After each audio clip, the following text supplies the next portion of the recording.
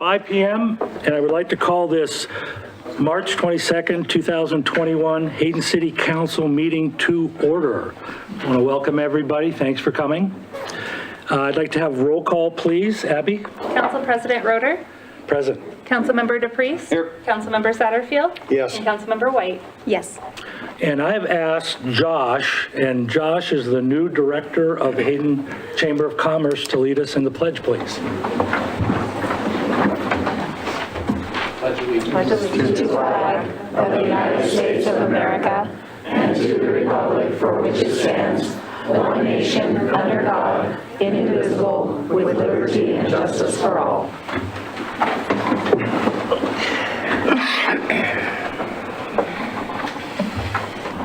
Item 1A is I'd like to recognize Susan Engelbretson for her service on the Arts Commission. And with deep appreciation from the City of Hayden for your many hours of volunteer service on the Arts Commission from June 2017 to December 2021, your time commitment and contribution to our community is appreciated. Thank you for volunteering to serve and setting a good example for others in our community. So I would ask Susan to come up, and we'd like to give you the certificate and get your picture, and we thank you.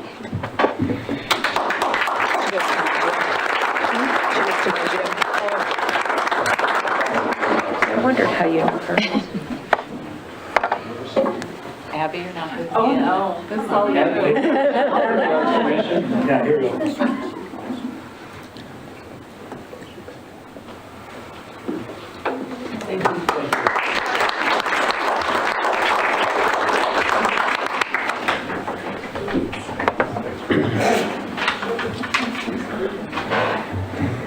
Okay, next, item 2 on our agenda, the consent calendar. 2A, approval of March 8th, 2022 City Council meeting minutes. 2B, acceptance of Viking Construction, Inc. grant of temporary easement. 2C, appointment of Melissa McParland to the Veterans Commission. 2D, approval of family worship at the park event appreciation and loudspeaker request. 2F, approval of 2022 Hayden Days Entertainment Agreement with David Reed. 2F, approval of 2022 Contractual Services Agreement with United States Tennis Association / Pacific Northwest. 2G, approval of Granite Enterprises roofing contract for Finucane Park restroom facility. 2H, approval of property acquisition from Stratford Homes LLC for H6 sewer basin lift station. 2I, approval of North Idaho Maritime Dock Repair Agreement for Honeysuckle Beach Docks. 2J, approval of PZ-21-0242 Starkey Zoning Development Agreement. 2K, approval of PZE-21-0242 Starkey Comprehensive Plan Future Land Use Map Amendment and Zone Map Amendment Written Decision. 2L, approval of Real Life Ministries Easter Egg Hunt Event Permit Application and Loudspeaker Request. 2M, approval of final acceptance of Brantley Estates Public Infrastructure. And lastly, 2N, approval of bills for payment. Do I have someone that would like to make a motion? We have any discussion, or does that come after the motion? After the motion. Okay. Second. All motion to approve the consent calendar. I thought he said it, I'm sorry. So we have a motion and a second. Do we have any discussion on the consent calendar? I have a few things here, I guess. Nobody else does. Just a couple of questions here on the Granite Enterprises, the roof for the snack bar, bathroom, whatever that is at Finucane Park. Are they just going to tear off the old metal and take it down to what, the sheeting? And then kind of what are they going to do there? The work's a little bit more than that. There's some leaks that they're going to have to fix. They're going to take out two of the what do you call them, lights, roof lights, what do you, Interior lights or no, they're like see-through lights, like sunroof. skylights?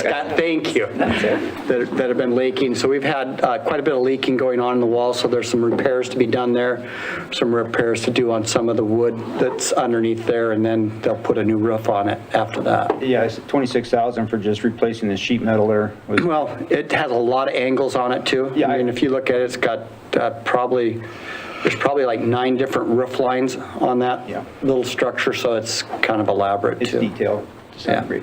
And then I guess what's the next one I'm looking at? The bills for payment. And again, just, I'm sure because I'm new here and we seem to go through this every time, just kind of a couple of questions about, let me find them. Ramsey Road right-of-way acquisition. What page? Oh, that's going to be page 3. Okay.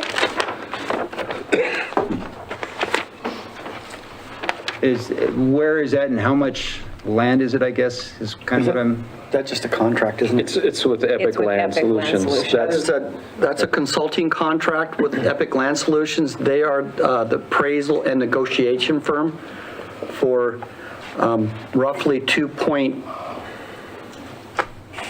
I'm going to say $2.2 million worth of property that we're acquiring. Okay. And that is not their entire contract, but that is just a portion for the work that they've completed. So we will be seeing them again coming on? Probably see at least one more invoice from them. Okay. And on page 9, it looks like it's Site 1 Landscape Supply. The fertilizer, are we buying that in bulk and then our people are going to spread it type of thing? That's correct. So, okay. So I say $9,000 worth of fertilizer, a lot of fertilizer. That's down from $17,000 last year. Yeah, Yes. it's a great deal. Yeah, and apparently we're getting a good deal because everything I'm It's a seeing different is supplier, fertilizers. and it's a little bit different product. Okay. And it looks like that's the only 2 that I really have a question on. Thank you. Roger or Sandy? I have some questions. I'm also have a question on the budget there, on the bills to be paid. On page 4, the Harbs purchase for $1,441,000. Just, can you tell me a little bit more about the facility upgrade there, and is this a one-time cost? No, this is part of the Phase 2 upgrades that they're doing out there to the plant. Okay. And this is what they've billed us for. You've previously approved these bills in the consent calendar, and then they're asking us for a draw. So we've taken the money from DEQ and are passing it through to Harbs. Okay, thank you. And I also have a question about item M, the Brantley Estates. Can you tell me a little bit more about that, what it entails, the Brantley Estates? That is a subdivision off of Lacey Avenue that has been completed, other than a couple of minor items that are listed in the memo. And therefore, it's at the point that to accept that infrastructure upon completion of those minor items. So those will become that'll then become a city road, city sidewalks, city sewer. Okay, thank you. All right, and my questions about the Finucane Park repairs were answered, so thank you. I have just one question regarding H, which is the property acquisition from Stratford Homes, and that is $118,250. Can someone share with me what that acquisition is for? Why are we buying that land? That is land that we've brought forth in front of council, both in workshops and executive sessions. And it's for the H1 lift station site. H6, thank you. H6 lift station, sewer lift station site that is in our capital improvement plan and also in our master plan. Okay, thank you. Appreciate that. All right, is there any more discussion? Let's have a roll call, please. Councilmember White? Yes. Council President Roeder? Yes. Councilmember Satterfield? Yes. And Councilmember DePreez? Yes. Okay, let's move to item number 3, visitor public comments. Do we have any? No forms have been turned in. Nobody wants to say anything, okay. More chairs. Don't we have any more? Well, we just have no place to put them. Well, yeah, we can probably. I think there's some we can chairs, squeeze there's some more in seats maybe. available up here. Yeah, we want to accommodate people. One in the front. So while they're doing that, we'll keep moving on. So we have a presentation on item 4, the Regional Housing and Growth Issues Partner presentation. I think Kiki Miller, you are up. So I guess we ask everybody, you identify yourself and where are you from? Happy to do that. Thank you for letting us be here. My name's Kiki Miller, and I am a Coeur d'Alene City Council member. I'm also the moderator and leader of the Regional Housing and Growth Issues Partnership. And I have with me today Maggie Lyons, who's going to do part of the presentation. And she is the Interim Executive Director of the Panhandle Affordable Housing Alliance.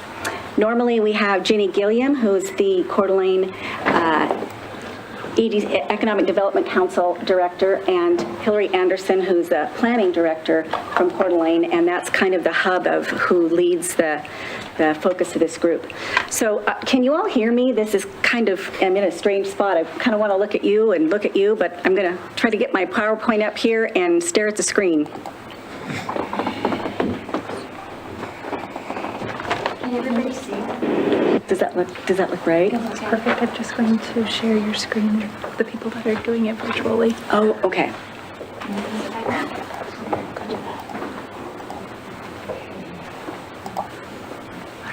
Ellie, could you point the microphone a little bit more toward her? It's not that one. It's this one. And we can't touch that one. Okay. How's this? If I talk a little louder, can you hear me? Yeah, this one apparently doesn't do anything, and this one is the mic, so is that better? Is that working? Okay. Have we figured it out?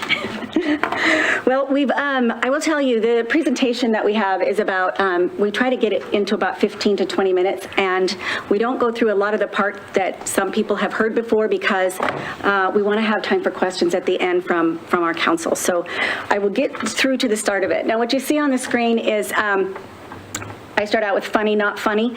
If there is one person in the room that has not heard somebody who has had an issue with this housing situation that's going on, not only here in Kootenai County, but all over the country, I don't know who they are. It's all touched our lives. So I'll give you a little bit of history. As I'm learning how to do this. Okay. The partnership was formed. I've been working on this for about 14 months. This is a volunteer effort. And what happened is in the conversations regarding housing, there were a number of people talking with each other throughout all of the jurisdictions in Kootenai County. So I said, we need to formalize this. We need to make this a working group that can actually get something done. So we put together with KMPO, Kootenai County planners, all of the cities in the county, and formed a working group to say, how do we answer the public's questions? So the first thing we did is put out a frequently asked questions list, got the actual facts out there so we could answer people consistently and accurately. We then moved on to we needed public input. So there was about 40 different organizations, everyone from chambers of commerce, hospitals, schools, Facebook organized groups, other civic organizations were all invited to be on an advisory group. The next thing we did is we took and did a poll. Now I'll keep reminding you as you see this rhgip.com, I didn't make up the name of this group, that's hard, it's a mouthful, but that is the website, and the history that I'm talking to you about is all there. All of the meetings that we started with the advisory group are recorded and they're posted on that site, so you can go back to the beginning if you would like to do that. When we did a poll to get the priorities in place, as far as what does the public want us to work on first, the first thing at that time that came back to us, keep in mind this has been 14 months of work, so a year ago, was preserving open space on the prairie. The second thing was dealing with traffic and schools. The third thing was housing. The fourth thing was water conservation. And the fifth was legislative action. So our working group went together and we did an extensive amount of time working on open space on the prairie preservation effort. And I will tell you this last December, if you hadn't heard, Kootenai County did form an open space committee. It's being led by Wes Hansen, one of their former planners. There's a number of other citizens becoming involved in that, and they are making some progress moving forward in that arena. So our working group then moved on to the second item, which was schools and traffic. But KMPO, that's kind of their bailiwick. They're one of our partners, so the traffic issue is really one that we're supporting their efforts in dealing with that. We formed a schools subcommittee, which all of the districts are involved in, and they have broken it into 2 different working sections, and there's updates on what that schools subcommittee is there. So we do ongoing polling with the advisory group to say, what do you want us to keep working on? What are the concerns from the community? Our current goal, we got up to number 3, is working on housing. And I think that this is important that you hear that what we're talking about is local worker housing. We can't solve all the problems. There's not one secret answer we're going to come up with that somebody around the country is going to give us. So what we are focused on is dealing with trying to preserve and protect housing for people who need to live in the town where they work. We have other organizations, many of them been here a long time, Habitat for Humanities and all of these that deal with the very, very low income. And so what we're really trying to focus on is the change that happened during the pandemic with remote workers and an influx of the silver tsunami retirees that came in. We really needed to focus on what can we do that's going to be the most benefit for all of our communities, and that's preserve housing for people who need to live where they work. Our partnership has this role. We want to provide resources and factual answers. We want data-supported solutions, not theories and anecdotal ideas, and we want to create a framework so that our policymakers can go to a source and say, what does this look like? Would that apply to this product? Would that apply to this annexation? And they have a resource to go to. And then we want to be able to educate all on what's possible and what is not. We think it's important to work as a region. If we solve a problem in Coeur d'Alene, it isn't going to help but just push that problem off to Post Falls, vice versa. So that's why we're keeping everyone that we can involved. I'm going to have Maggie talk a little bit about some of these things here in a minute, but our progress to date is that we teamed with University of Idaho to put together a housing availability and affordability study. That was an extensive project that all of us got behind to make sure that we had real data that we were making our decisions based on.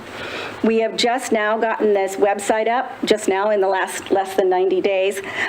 We have social media, and we are putting out new information and updates. We're starting a video blog so that we can do really short updates on the progress as we go. I will tell you, we've revised this presentation probably 5 or 6 times because things change almost every 2 weeks on the progress that we've made. What we are doing is looking at voluntary funding mechanisms and development things that keep our building industry, folks who need to be at the table, providing new inventory for us, for local workers, and existing properties so that there isn't an imbalance in how we're going to create some solutions in the future.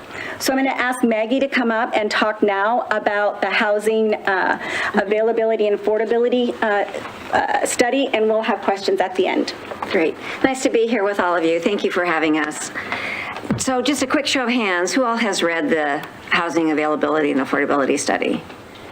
Okay, so several, but let me just, I won't spend a lot of time on it, but I will make some observations about what it has provided us, which really is a rudder for our ship, right? How do you know what solutions should be if you don't know really what the needs are? So we asked the University of Idaho, we hired them in July of 2021, to say, please analyze and evaluate Kootenai County. We also included Shoshone in the beginning, but the scope was too broad. So we said, tell us what the data tells us. Let's do some surveys of the stakeholders here locally in Kootenai County, which we did. And that gave us a lot of real current information about our community. So it's the buttons, Kiki? Just go to the slide number and click. Go to the slide number, okay, great. little remedial help here on this. So we think it's very comprehensive, and really the data showed us that where we are woefully deficient in meeting our housing needs is with our workers. And I'll tell you just briefly, with my work with Panhandle Affordable Housing Alliance, I have come to appreciate that our very low income and our workers, the lines between those income categories are blurred.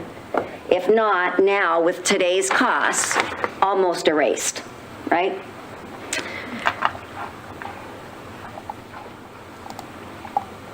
So some of the things that the U of I told us is certainly that Idaho, and we all know this, is the fastest growing state in the U.S. last year. We surveyed some realtors, and they felt that over 50% of the people who have come in the last 2 years, the COVID tsunami, have been from out of the area, of course, mostly investors and retirees. And certainly we all recognize that the pandemic increased remote working. As Kiki mentioned, we are talking about our teachers, our vet techs, our nurses. We're talking about people who work here in our community. That's when we say local worker housing, that's our reference. One of the staggering, probably the most staggering statistic that we really learned is that 5 years ago, 75% of people in Kootenai County could afford to buy a home here. Today, 25%. It's going to take an average of $100,000 a year in income to afford today's home, average price home in Kootenai County. Area median income, or AMI, this is last year's number from HUD. We don't have this year's number yet, 65.5. We checked the MLS, I think it was 2 weeks ago, 30 listings under 500,000. So that's at 499.9 and under. 17 were manufactured homes on leased land.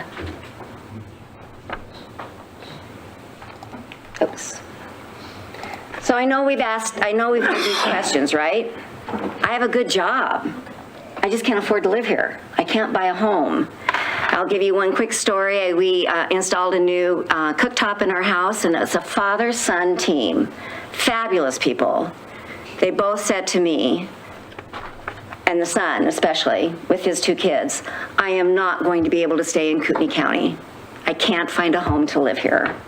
And I know that that's not what we want as a county. So, what the U of I told us is really on the demand side, we have a lot of growth. We know that. We cannot control that. What we can control is our response to the supply, and what does that look like? We started in the hole to begin with because of the 2008 recession across the entire country. We are not the only ones facing this crisis. Spokane is experiencing exactly the same thing that we are, and they are not a tourist destination like we are.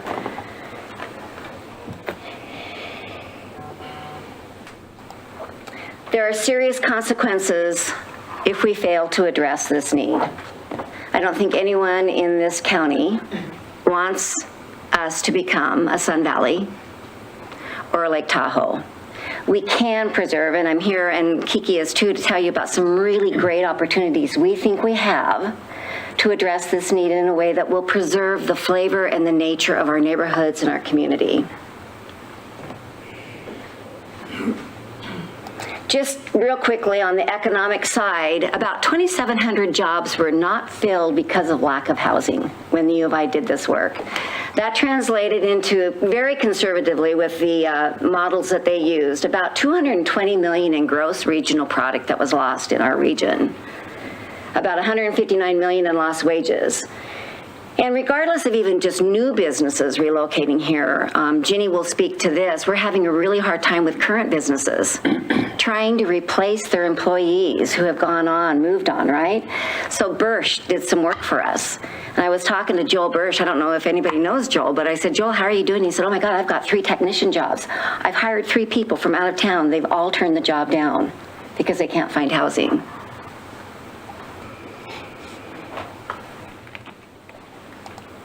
So the opportunity for us now, and I love the work that Kiki started with this Regional Housing and Growth Issues Partnership, is to start really thinking outside the box and how do we as a community come together.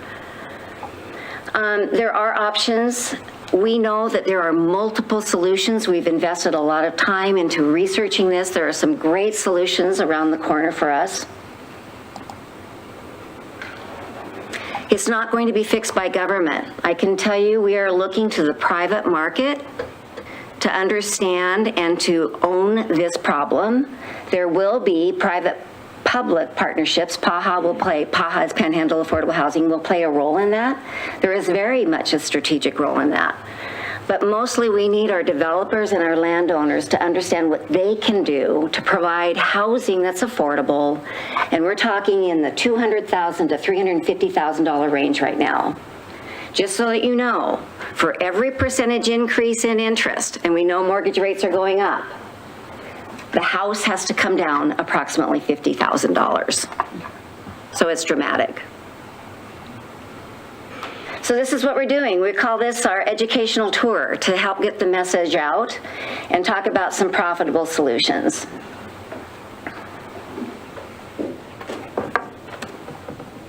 So let me give you a couple of examples. On the land side, right? We know we need more density. Density can be beautiful. It can. We're talking beautiful neighborhoods.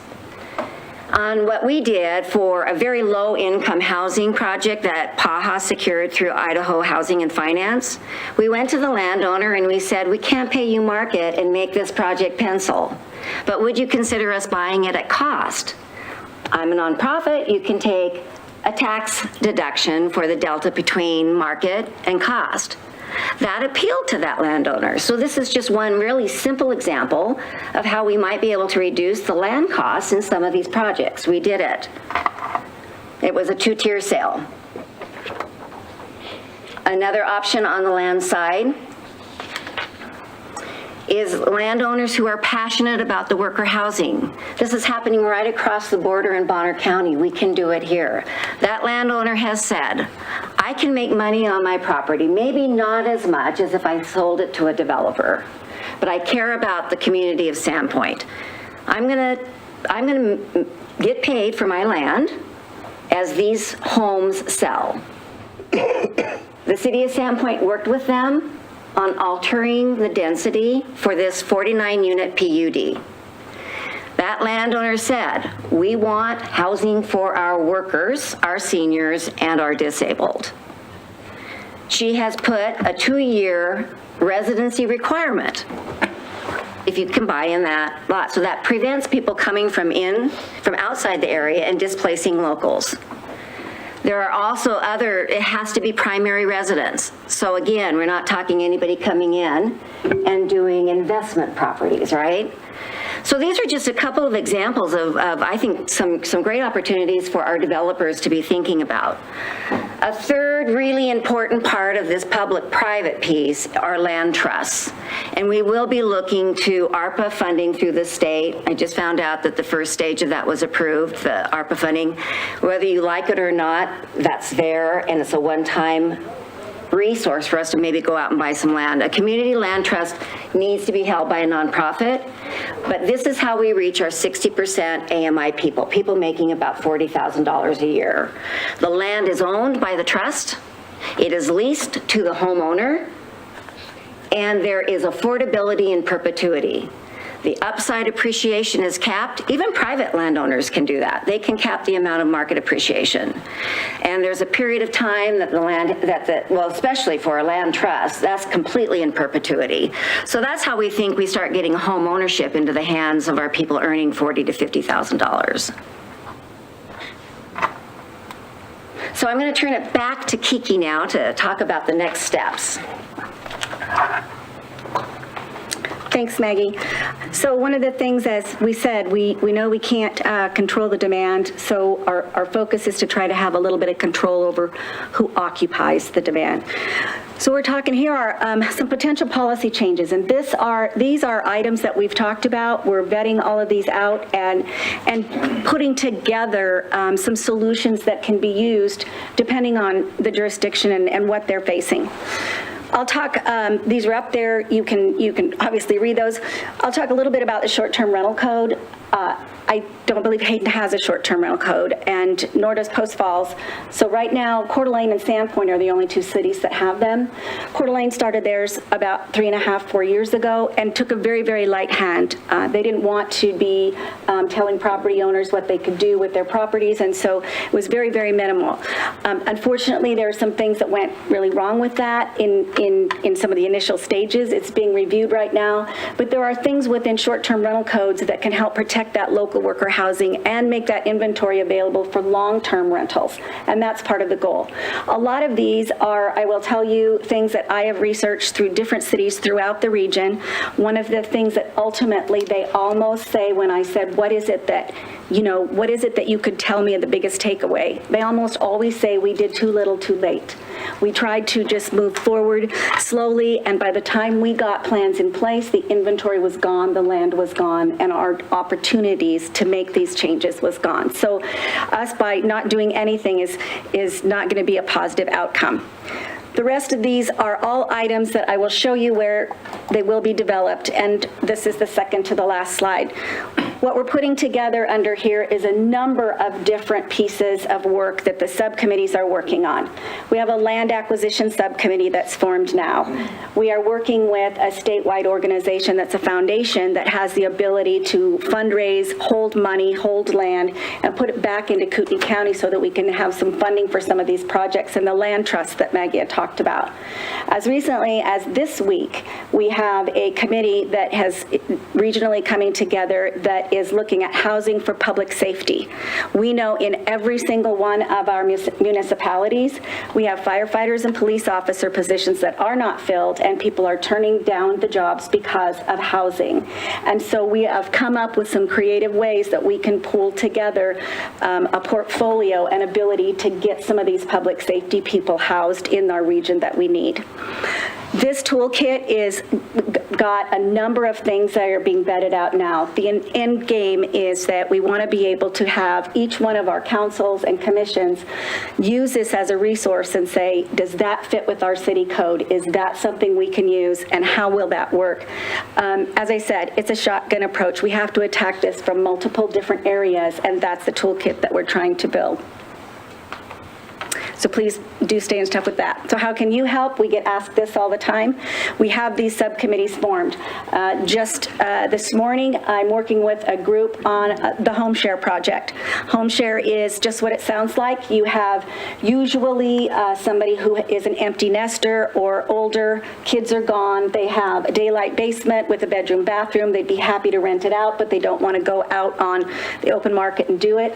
This is a plug-and-play nonprofit that we have a nonprofit now who stepped up. We formed a committee, and what we'll be able to do is vet out homeowners and home seekers, match them up, background check, put them together, check back on them to make sure things are working out well. So it creates a safer environment for especially older folks to step up and have their home shared. So that could release a huge amount of inventory to some of our hospitality workers or healthcare workers that really would like to live in that situation. So you could volunteer to be on one of our research committees, share this information, which is critical that you do that, assist with research, and support our solution-oriented discussions, and there's multiple ways to do that. So I have nothing else I want to add. We took a little bit longer than I expected to, but I want to invite the council to ask any questions that they have. And anyone in the audience that had a question, feel free to email through this info at the housingandgrowthissues.com partnership, and we'll get back to you. Questions from council? I have several, so go ahead. Sandy, do you want to start? No, No? I'd like to hear Okay. Roger from the others, yeah. Roger, do you have any questions? Not questions, but comments. I'm really excited about what you're doing here. When I first became on council, I was on an organization, I don't know if you remember it, Kootenai Perspectives, which one of our functions was to find workforce housing. And we didn't succeed, obviously, so kudos to you guys. Thank you. Okay, I have I guess, some comments here and then a couple of questions. Can I ask, did you see the 60 Minutes on Sunday night? Anybody see that? Okay. They did. Anybody see 60 Minutes? Okay. They had one of their segments on this exact issue, and it's happening all over the country, wherever you go. is, yeah. And it sounded very similar to here. What you have is people obviously moving all around the country. The majority of people who are moving, a significant number of the people who are moving have very deep pockets, either individuals, investors, corporate investors, or what have you. And the problem is they're buying up almost everything that gets out there, often before it even gets to your locals having the opportunity to purchase it, cash, overbid, et cetera, that type of thing. The toolkit, I think that's, every item in that toolkit, if it can be implemented, is extremely beneficial and would help the situation. I guess for clarification purposes, almost all of it is really private. The landowner has to, in some way or another, initiate, implement these things. It's not something that we as a council can dictate to them. That's right. You must establish a trust. You must, we cannot do something like that. That's correct? Correct. Yeah. So I guess that's the real, and as you talked about finding those people, that's the big issue here, is finding people, landowners, developers in the community who are willing to participate in this whole problem that we have. Thank you, Councilmember DePriest, and thank you for your service. He's been on this advisory group board for 10 months or more. Yeah. I would say. So I appreciate you doing that and sharing that information. And you're right, it's not government driven. This has to be driven by the private sector. But I will tell you, and not speaking for Maggie, but I have sat across the table from many, many developers, some of them very large, and they're very excited about the programs we're bringing to them. They want to be part of the solution. They're already, a lot of them are retooling plans that they had. There's words that as a community we're going to hear: deed restriction, occupancy restriction, co-ops, all of these things, local worker housing, not workforce, but local worker housing, and many developers are starting to incorporate that in how they want to put forth properties that they're going to market. We have apartment projects and membership projects for housing that want to market to specific groups.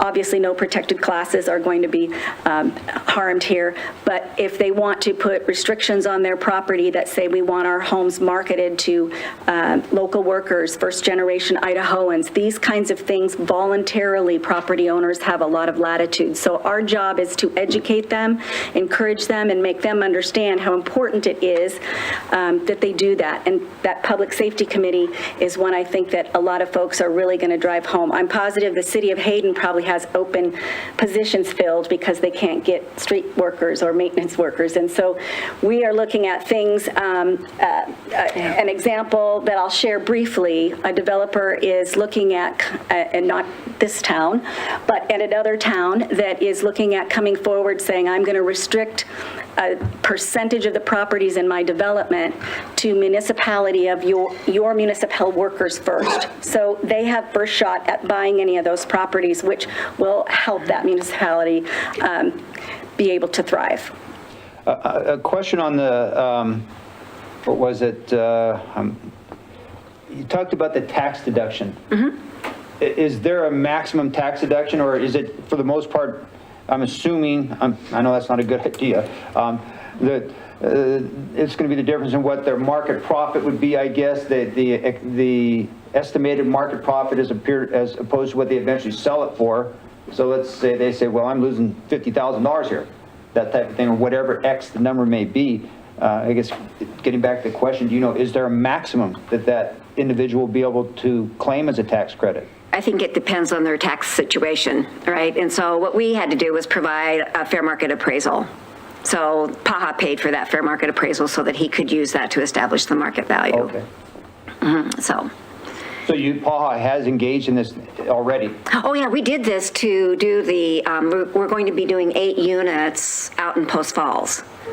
And they're rentals, they're extremely low. They're not this group, but PAHA's mission, and that's why it's been so great to hook up with Kiki and the regional housing partnership is that we want home ownership. We want home ownership for our workers who are working hard and in today's economy are having even more struggles making ends meet, right? But home ownership, the data supports that is their avenue to really build their own trajectory for success.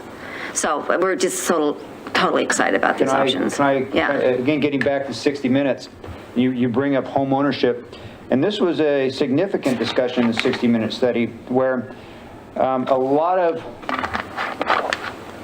people, individuals, whatever, are out there saying that Generation X or this generation isn't really interested in home ownership, that they don't really want to.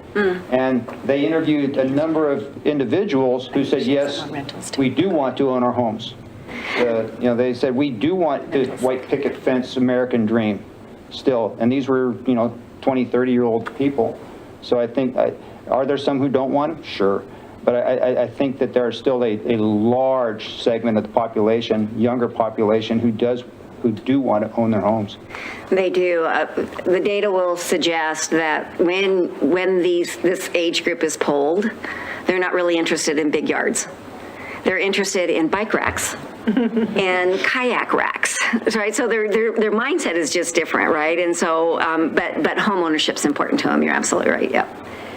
And I will also add that one of the subcommittees is dealing with rentals because the rental market has here, in essence, just dried up. And we have a lot of business owners who have, I just got a call from a sandwich shop guy who said, one of my key people is living in his car and I'm letting him park it in my parking lot. And how can I help? So we do have a committee that's looking at some rental and kind of pooling some rental assistance programs and dealing with some first right of properties here so that we can preserve, there are a lot of people, especially in hospitality, that are cyclical. They're really busy in the summer, not so much in the winter, so a mortgage is kind of frightening for them. But also they move from town to town. They do summer work in lake towns, and then they go to ski hills for the winter. So there's a lot of need for properties for especially our communities in the hospitality industry. I just have one question, and recently the Idaho legislature passed a $50 million appropriation for housing of some sort, and I don't know if that's where that money goes or what the qualifications are. And my understanding is that tax money or is it ARPA money, and are you going to utilize some of that money? These are, I think what you're referring to are the state allocated ARPA funds that was just passed 701, Bill 701, and now the funding portion of it is the 50 million. So that recommendation by the governor is to put the money into that fund and then to have it managed through Idaho Housing and Finance Association, which is a great conduit. It's got everything set up to handle that. And so I did some research into, because I'm fairly new to PAHA, right? And so right now, Kootenai County has gotten more per capita in allocations from IHFA than other parts of the state. So that's encouraging. I think that Kootenai County is going to be very well poised to apply for some of these ARPA funds. And our hope is to get some of that to go out and actually acquire some land for a land trust. Yeah. And did that answer your question? Just to dovetail on it, yes, we are doing that, but it's not just reliant on that one-time funding piece. We're putting other pieces together, and we've already been told that our projects that are using other funds will have, they're leveraging other funds, will have some priority preferences. So we are trying to get shovel-ready and acquisition-ready with a public safety committee so that within a short period of time, we will be able to execute some of these projects and be able to wisely use that money. So they're looking for entities that are already leveraging funds as it is and expected to leverage more so what they get. I think that they're looking for entities that are ready to go, right, that already have sources and aren't going to use this as let's just throw something at the wall and see if it works. So that's what we've been trying to do, is put multiple revenue streams into this community land trust fund so that we can acquire properties and land. All right, thank you, Kiki and Maggie, Great, for the great presentation and for your work. Thank you.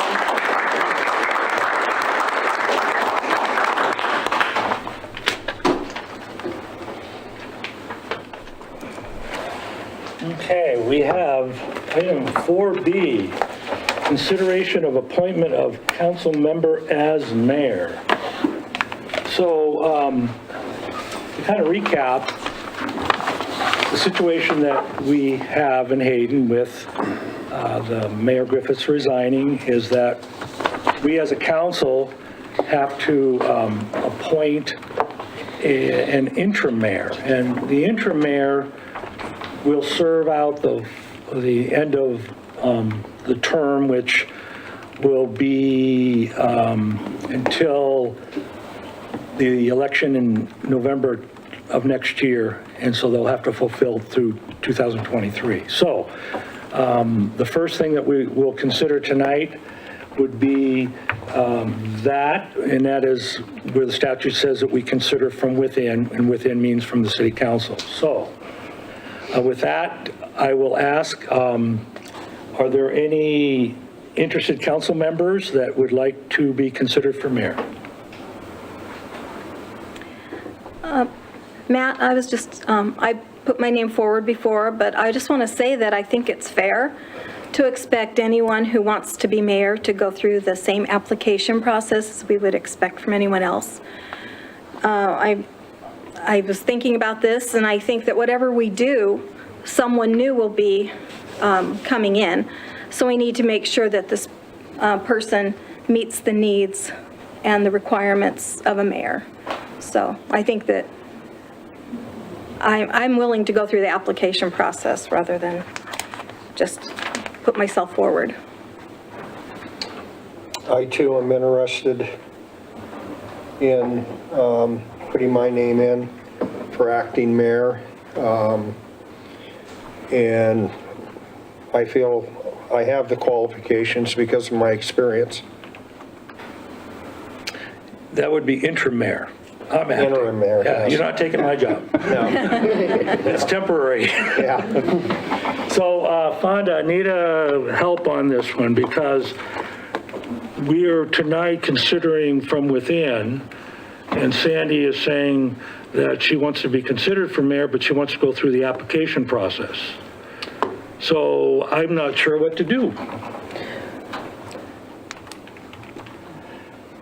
Well, if Roger's willing to go forward tonight, you can deliberate on his interest and you can take a vote on Roger and make a determination. What has happened is because your motion at the last meeting was to consider Sandra first tonight, that made every other council member eligible for that same opportunity. Right. So that opportunity to be considered first needs to happen. And then you can, if that doesn't, if a motion for Roger or an appointment of Roger fails, then you can proceed with talking about the process. Who's Roger? Councilperson Satterfield, I apologize. All right, so that's actually what is scheduled for 4B and, or excuse me, 4C, which is if we don't appoint a mayor, that we go through a process or develop a process for selecting somebody from without. So with that said, is there a motion to bring forward for appointing a mayor from within? I'll motion to do that. So motion. Do we have a second? Second. So we have a motion and a second. Do we have any discussion? I'll start.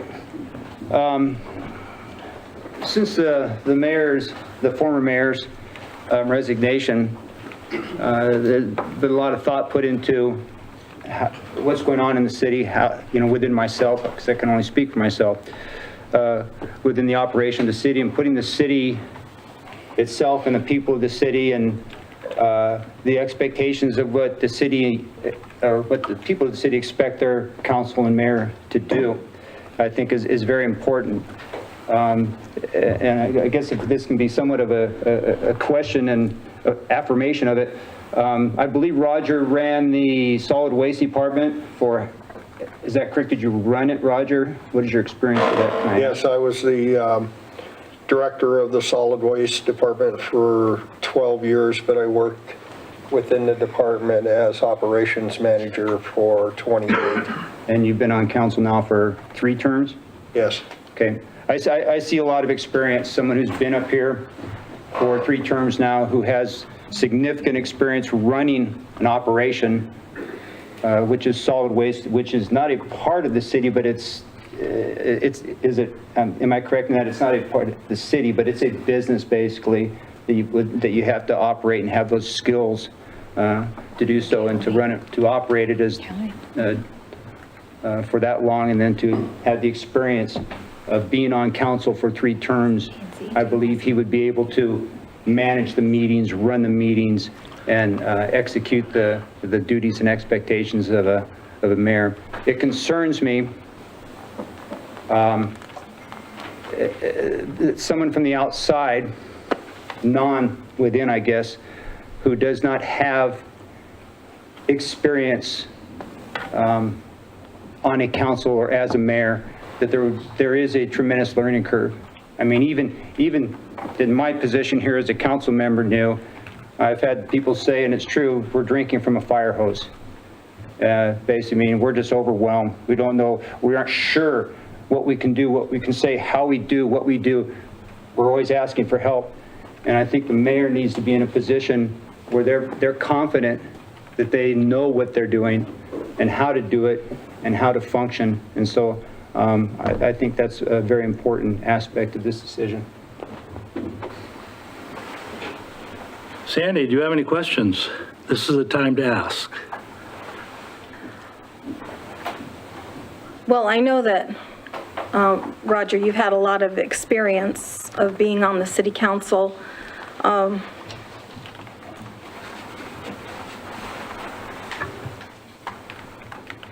I don't feel comfortable with just my observations over the last year of the role of mayor. I see your experience. I know you've been on all these boards and all these things, but based on the article that was put in the paper about me by you, the editorial,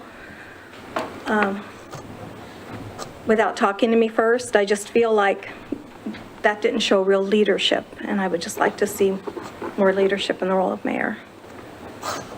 You've done a good job on the city council. You've been here a long time. You've led us through hard times, but so I guess I don't really have any questions.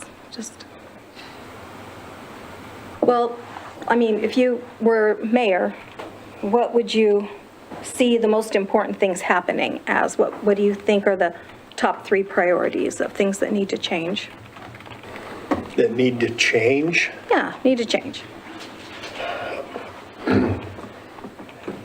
You know, I wrote and administered a variety of plans for growth and other things, and I think growth is one of the things that we need to address via the comprehensive plan. You know, when you write a plan, it's not written in stone. It's written to have, in my opinion, have a starting place, and then you go from there on what you want to do. I think the other thing is we have such a low levy tax rate, as I think we need to explore other ways to increase our revenue, if you will, without burdening the taxpayers.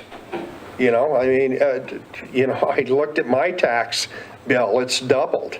Not necessarily because of the city, but it's doubled. So it's hard. And I think the third one is law enforcement. As we've grown, law enforcement has grown some, but I've spent the last 2 weeks visiting with former sheriffs, former undersheriffs, deputies, current and past, and people think Hayden doesn't have crime. Well, yes, it does. Yes, it does. And I think a lot of people that think it doesn't is never had their ox gored, if that's the right way to do it. So I think those are the three things that I would concentrate on as mayor. There's other things as well, but those would be my three priorities.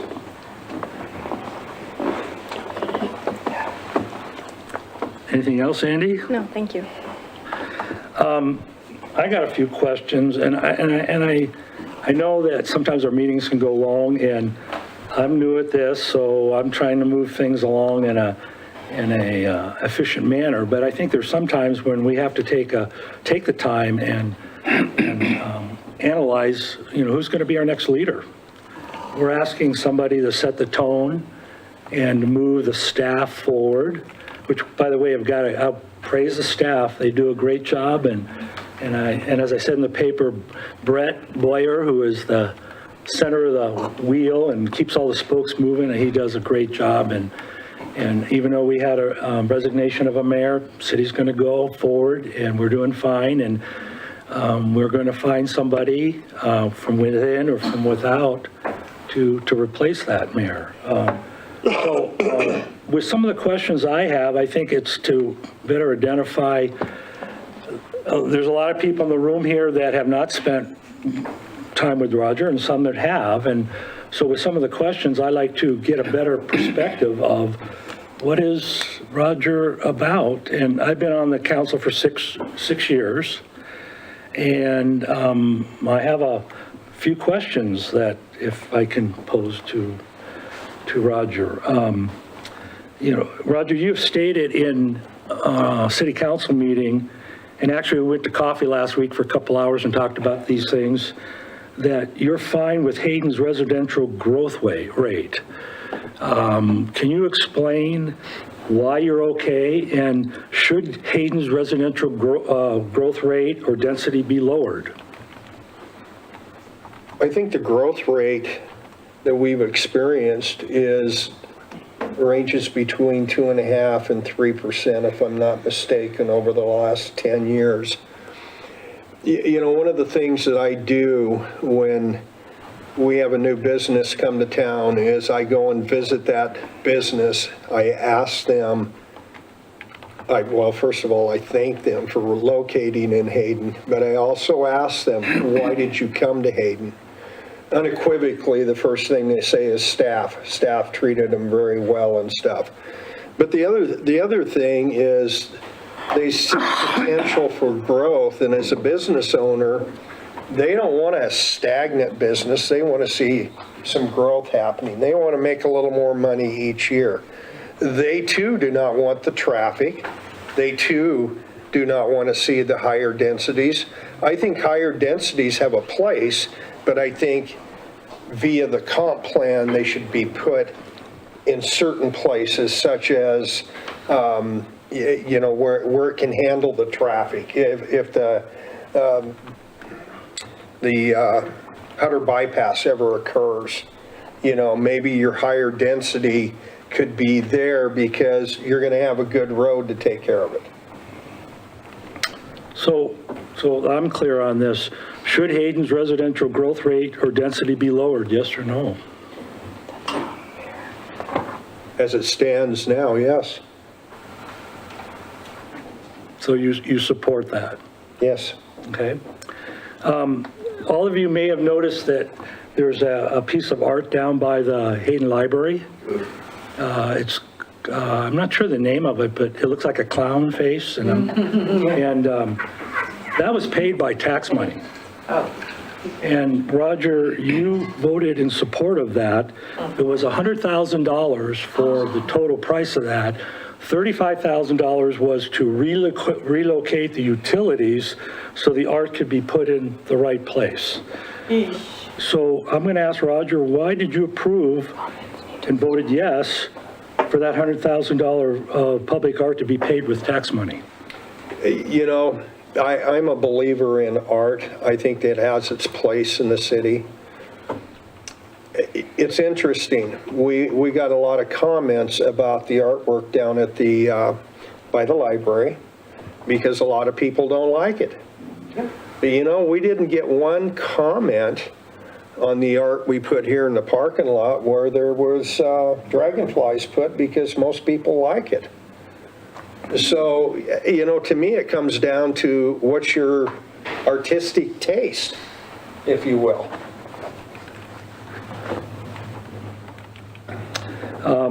As mayor, would you be in favor of increasing taxes so more people can move to Hayden? No. No, I think what Abby and Kiki brought up, one of the things that I've really focused on or really thought about is you have these people that are buying for investment. They don't even live here. And, you know, I think that you need to, I don't want a Sun Valley either. I don't want to see our worker bees bust in here and stuff. And I think Kiki and I'm getting off the subject, I know, but I think Kiki and Maggie have got a good start on how to solve that. So could you repeat the question if I didn't answer what? Sure, yeah. As mayor, are you in favor of increasing taxes so more people can move to Hayden? Not increasing tax. I'm never in favor of increasing taxes other than if it's needed to operate the city, which we have done frequently. You know, it's usually been unanimous with council to take our 3%. And as you know, 3% amounts to 50 grand, if that. Well, that barely covers insurance costs, any raises or fuel costs or anything else. But no, you know, like I said earlier, I'm not happy with my tax bill. So I'm not in favor of raising it.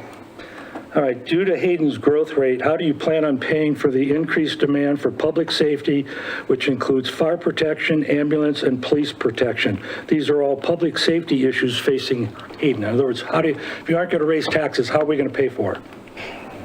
Well, impact fees are one avenue, but, you know, we're not, you know, by state statute, we can only raise them so much. And that's not going to cover the cost. The state has also done some things to us to actually take money away from us. The money that could be used to solve this problem. Do I have an answer? No, you know, I don't have an answer. And I think it takes a collective effort of finding out from the public via, whether it's town hall, survey, any avenue available to us, what do the citizens want? Do they want to see, you know, we put out a couple of times to citizens to raise their own property tax to pay for this stuff. They voted us down. Okay, well, that tells me they didn't want to go that avenue. But, you know, I look around this room, there's a lot of smart people here. You know, let's get them together and figure out a way. I don't have the single answer. No, I don't. Okay, recently you voted for TML Construction to be awarded a $12 million contract for HARB's, that's a Hayden Area Regional Sewer Board, upgrades. Brian Peterson is the president of TML Construction and held the position of chairman of Hayden's P&Z. You are a board member of Hayden Area Regional Sewer Board. Was awarding the $12 million contract to TML Construction a conflict of interest? Explain your answer. I don't believe so, no. I've worked with Brian in the past. He has a great reputation. He does a heck of a job. He is probably out of the 100 of contractors I've worked with over the years on various projects. He is the only contractor that has come in under his bid and actually worked with me to reduce our costs. I don't see it as a conflict of interest because it was low bid, and it's not directly the city of Hayden, although we have 70%, but isn't that the purpose, is to save money, and you take the low bid? Lowest responsible bid, let me say that, because sometimes some of your low bids are not very responsible. I've experienced that.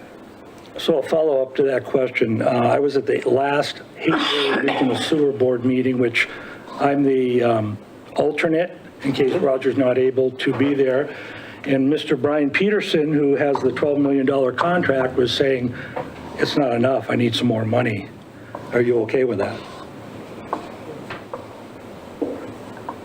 I think before anybody can answer that, he needs to justify it. It's just like he also asked for a time extension, and our response to him via our engineers was, you got to tell us why.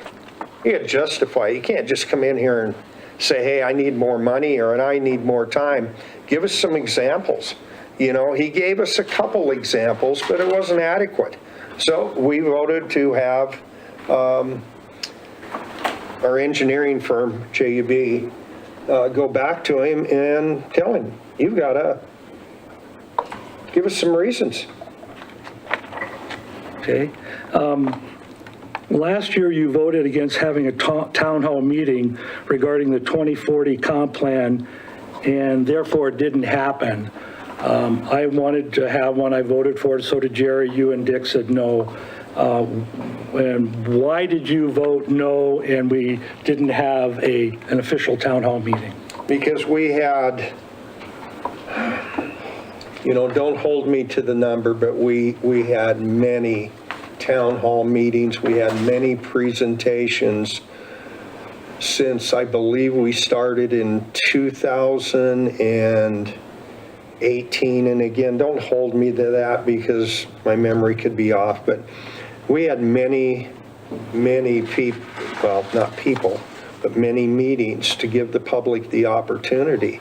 The reason I voted against having another town hall meeting is because nobody was coming and participating anyway.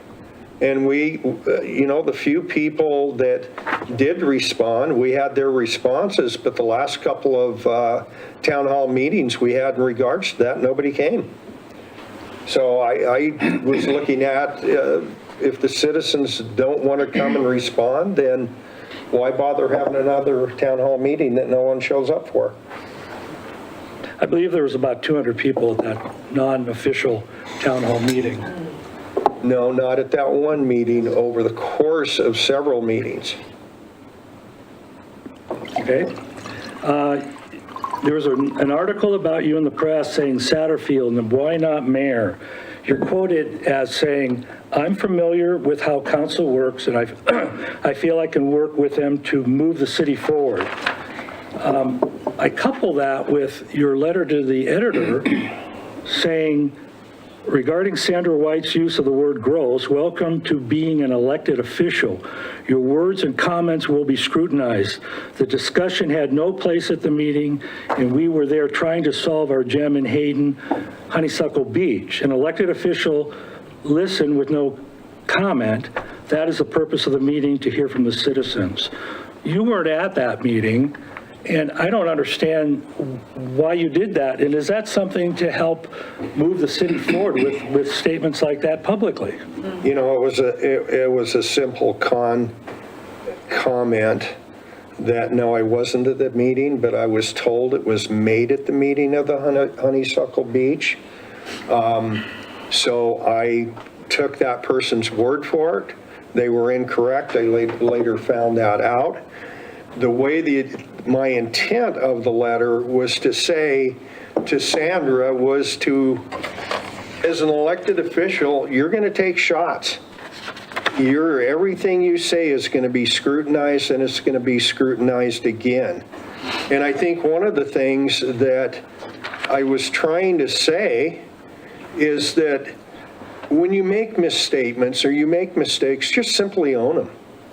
You know, to say it was a pun and then to have your supporters come out and say, oh no, gross is a mathematical term, now it starts to look like, what did she really mean? So that's why I wrote the letter, and it was misinterpreted, my mistake. I should have written it much more clear. So when we had coffee last week, I asked you, would you apologize to Sandra? And your answer was? Was no. I won't apologize to her, but I'll certainly sit down and discuss it with her so that she understands where I was coming from, and then see if she still wanted an apology. Because I don't think that Sandra realized where I was coming from. Should the burden of cost of residential growth be placed on the citizens of Hayden via taxes or on the builder-developer? On the builder-developer. You know, I mean, I've actually thrown out some ideas, such as when a new housing development goes in, is there any way that that particular housing development can pay for the extra costs that is incurred upon the city, such as snow plowing, streetlights, things like that? No, you can't do that because they pay taxes too, and that doesn't solve the problem of once they leave their neighborhood, they're driving on other streets. So no, I don't, the developers need to pay for it. They're the ones making the money. Most of them don't even live here. I have one last question. Thank you for your patience, audience. A few years ago, Hayden voters were asked to over double property taxes paid to Hayden to increase police protection and for road maintenance. The voters rejected it. If the tax increase had passed, HURA, that's the Hayden Urban Renewal Agency, would have received over $100,000 increase in taxes collected. The HURA increase was not on the ballot. In other words, you had 1.6 million in taxes, but then another over $100,000 that HURA would collect. My position is that the public should be aware if they're going to vote in a tax, they get the full impact of it. You did not want the HURA increase to be disclosed. I stated publicly it was the honest thing to do to disclose the additional tax paid to HURA. You attacked me for not being honest. Please explain why you did not want the $100,000 disclosed to the public. Well, first of all, if you look at the vote, I did not vote to exclude the HURA information. It was simply left out, probably a mistake, because transparency is something that I truly believe in, and it should have been transparent to the public.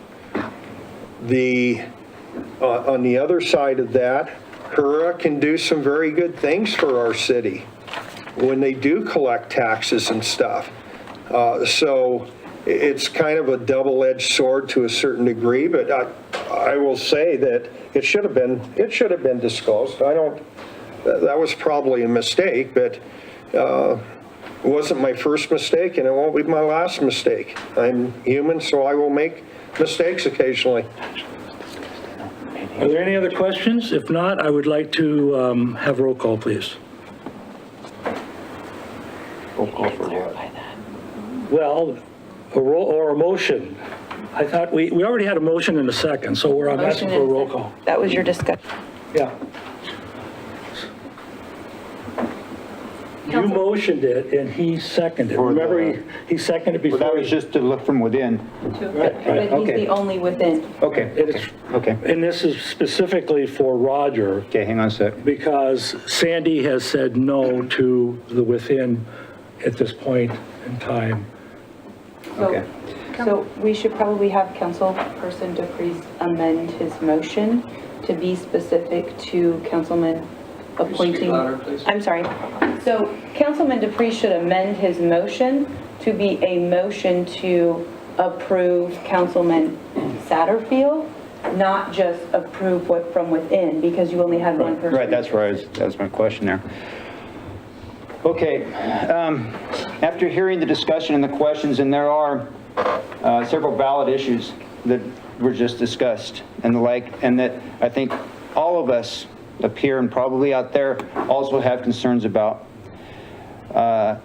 Many of us, and it's good that we do not all think like clones. We have the ability to look at the big picture and understand that people are going to agree on this or not on this. And that Is this your motion? I'm commenting before my motion if I can. So we're still in the discussion phase, is what you're saying? I would guess so. Okay. Okay. That's all right. Yeah. Thank you. Are we all going to get along? Heck no. That's already been seen, you know, and it's good that we all don't get along. There needs to be discussion and debate and the like about just about every issue for the most part. Otherwise, you know, how can we really represent the variety that's out there in the public if we don't try and discuss all of the concerns of all of the different people who have who live in the city and do have the variety of concerns here. So I think that whoever eventually sits in this chair as the interim mayor until the election is going to have very similar issues, whether it be ideological, philosophical, personality, what have you, issues that come up in life. That's how it is. And Councilmember Satterfield and I, we don't agree on everything, and we've had our own issues and things like that. But personally, I believe that in the best interest of moving this city forward, that I would like to motion for a vote to approve Councilmember Satterfield as interim mayor. Is that correct? And I'll second that. Okay, so we're back to discussion because we have a corrected motion. Any other discussion? The only thing I will say is Mayor Griffiths was not in an elected position. He was not a council member, but he did lead our city for 6 years. So a good quality mayor does not have to come from council. It's been proven. Just a discussion point. So with that, Abby, roll call, please. Council President Roeder? No. Councilmember White? No. Councilmember DePriest? Yes. Councilmember Satterfield? Yes. So we do not have a mayor to break a tie. So therefore, there's no decision. Correct me, Fonda. The motion fails. Motion fails. Okay, with that, we go on to the next agenda item. Pardon? Unless there's another motion. Oh, unless there's another motion, yeah, I'm sorry. Is there any other motion for another council member to be mayor? Hearing none, let's go on to item 4C, which is the process for appointing interim mayor.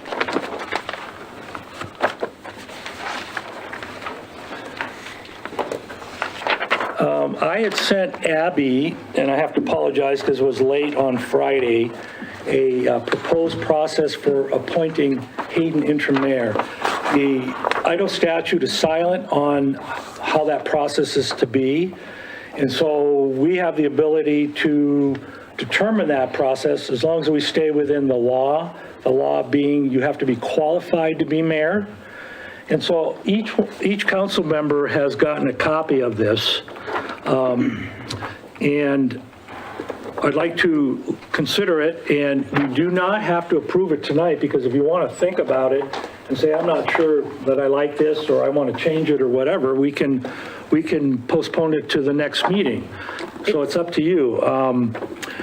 I guess, how should I start this? It's identified as an action item, so if you are not going to make a decision on this process tonight, you'll need to have a motion to table that decision. Okay, so if that's the will of the council, but I don't know if that is the will of the council, does anybody have any additions to this process or thoughts on it?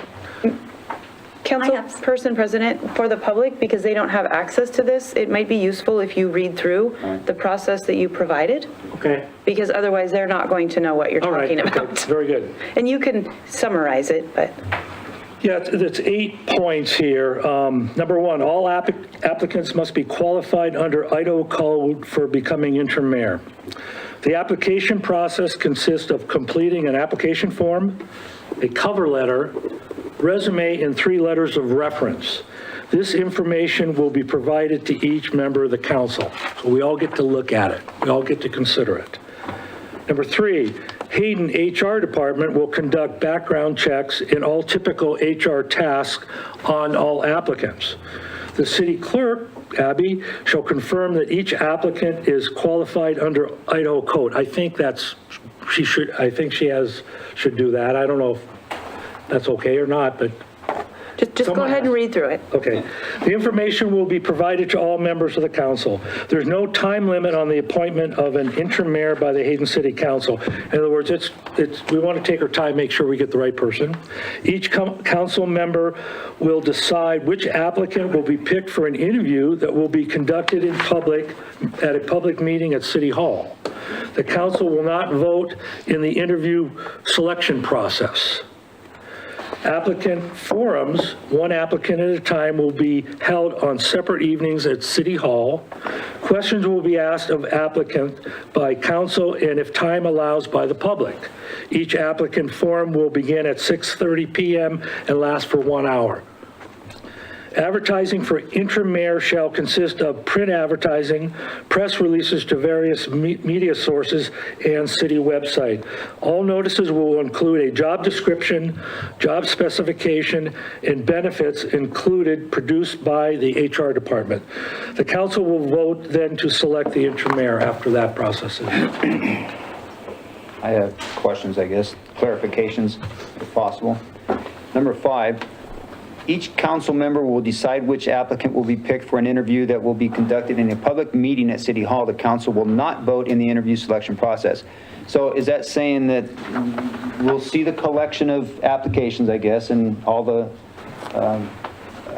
other information with them, and then each of us council members will say, well, I think this person, that person, this person should be interviewed? Or is there a limit to how many people are going to be interviewed? And it says the council will not vote in the interview selection process.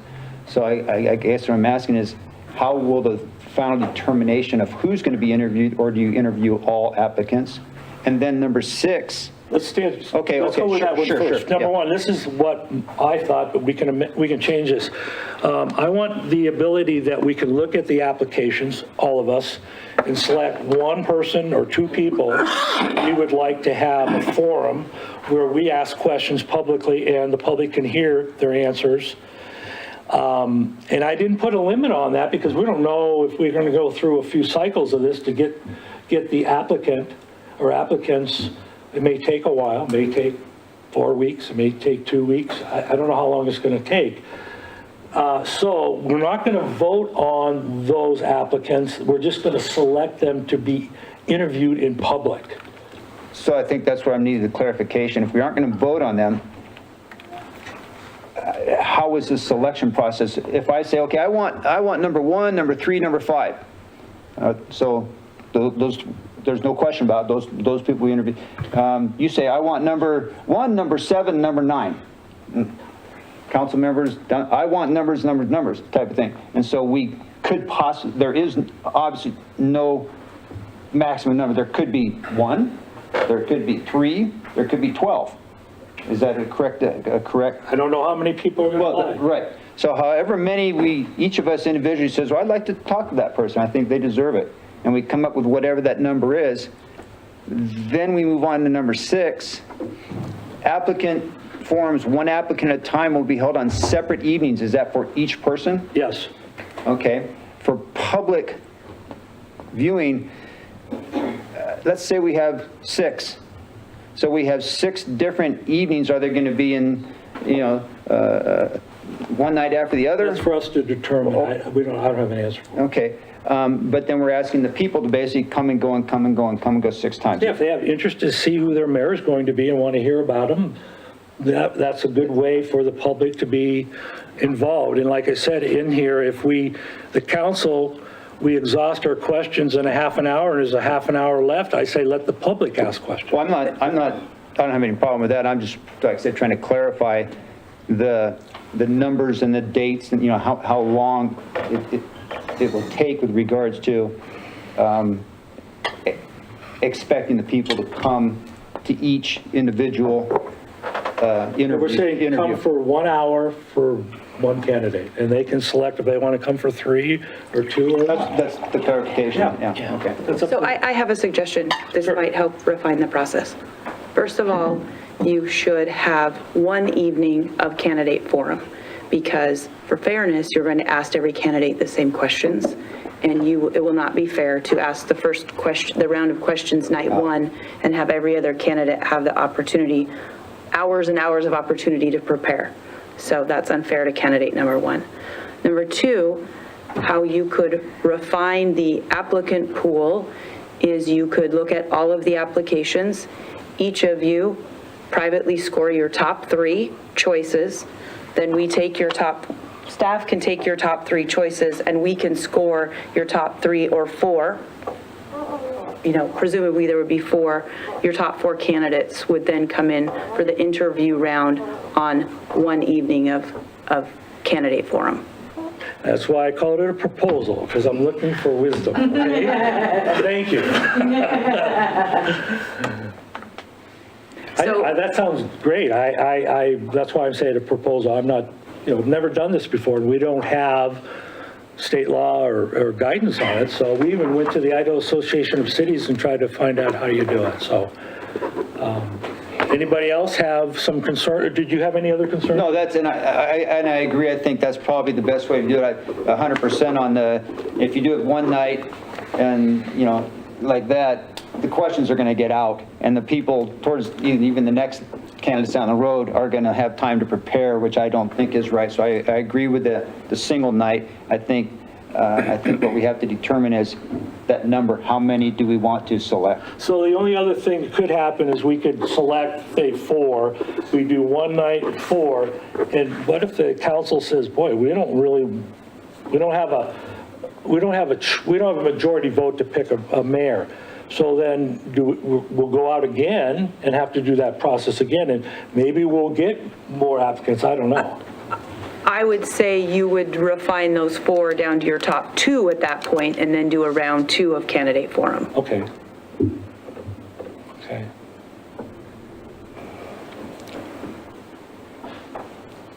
Roger, or Thanks, Sandra. Ahead. Yeah, number 4, you said there's no time limit on the appointment, and I think we should have some kind of a time limit for this kind of a choice that Vonda's talking about, but I think we don't have to be constrained by those applicants if we aren't comfortable, like you said, if we're not comfortable with that grouping, we can go out again. well, that's why I didn't put a time limit. I'm not sure how you define it. I'm saying a time limit for our first wave, do it in waves. Or there needs to be some kind of a time limit so everyone can get their applications in together and not say, oops, I missed it. But then if we aren't all comfortable, if a majority of us aren't comfortable with a choice, then we do it again. Okay. Can I bring up something here? Well, Roger, I'm sorry, let Roger. Roger go. Yeah. A couple of things. I think that there should be a deadline for applications. Because I think, and legal can answer this better than I, but if you leave it open and the night we do an interview, that morning we get another applicant, how are we going to start getting into a discrimination thing if we say no, yes? We're going to take applications up to a certain date. Yeah. Whatever date, whether you want to give 2 weeks for applications to come in or 3 weeks, whatever you decide, but applications will come in up to a certain date because we need to have an opportunity to post for a public meeting for you to come in and consider all of those applications and choose your top 3 candidates, essentially. And then if we don't find an acceptable candidate, then we can re-advertise and, I used to do it with equipment. You go out to bid again, if you will. You ask you simply put it back out. The best approach is to, once you receive all of the applications and you consider them all, you wouldn't score them for any candidate forum if you don't think any of them are qualified based on application. So it's not, I'm hearing maybe that we do a cycle and go through a cycle and set a certain date for application for the first cycle and go from there. And then if we are not successful in selecting one, we'll have to go through another cycle and set another date. I'm not supporting multiple cycles, I'll just be really clear. One cycle, you would have to have a perfect set of circumstances that would precipitate a public meeting where you would explain why you feel you need a second cycle. So- I wouldn't build more than one cycle into your process. The only way I would feel comfortable with that is we had a really good offering or notice in various media forms so that people were aware. Of course. Of this. I mean, that's critical. As you know, there's a lot of different, not everybody reads the newspaper, not everybody goes to the internet, so we would want really good coverage of what we're looking for. So then that would be the question, are we looking at setting one cycle, and are we seeing, do we want to go there with just one cycle? And if so, when is the cutoff date for that? Can I bring up another issue that just, Sure. Councilmember White indicated that she wished to go through the interview process. So if that is the case, does that exclude her from the interview and the voting process? Why? If she's going to be part of it? Well, and Councilman Satterfield has the same opportunity, and that's a great To go through the question, interview process? to apply. Okay, so anybody, my question, if anybody goes through the application interview, that would exclude them, I would assume, from participating in the selection process. Well, we didn't exclude them from voting for themselves this evening. Wow. Wow. So hypothetically, legal counsel, say we go 2-2 on this whole process. Is there another step that goes beyond us to select a mayor? In other words, does it, because it's a nonpartisan position, does it go to like the governor to select a mayor? Or We do would, know? well, we would have to let this play out over a period of time, but we could contact the Attorney General's office for some direction on an appointment. I think, Matt, if I have one other point too, that I'd like to see included, is that council is reminded that they should not, council and applicants should both be reminded they shouldn't be talking. They shouldn't go back and forth and discuss, you know, I think that's, could show some improper, and again, I have to ask legal about this, so. So I think you bring up a good point, because this is really kind of uncharted territory. You're going to be having an application process that's going to be very publicized, and you should not be speaking individually to any of those potential applicants, because you're going to be scoring and evaluating those applications. So once this, assuming this process is approved tonight, you should not have conversations outside of your public meeting with regards to any of these applications. You also should not talk to each other. We've talked about this before. We've discussed it in trainings, but it's worth probably a revisit, that we want to be really careful of not violating any serial meeting or open meeting laws.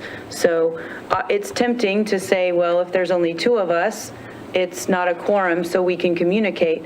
The problem with that is, once two of you have a conversation and one of you then takes information from that conversation to the third person, now we've violated the open meeting law. So to be really careful, especially with this particular process and other things that we have going on, I think it's just a nice time to have that reminder, and for the public to know not to approach you, that would be disrespectful to put you in a bad position. If somebody from the public is going to apply, they should just participate in the process, just as, you know, if the two of you choose to do that, you would be participating in the process.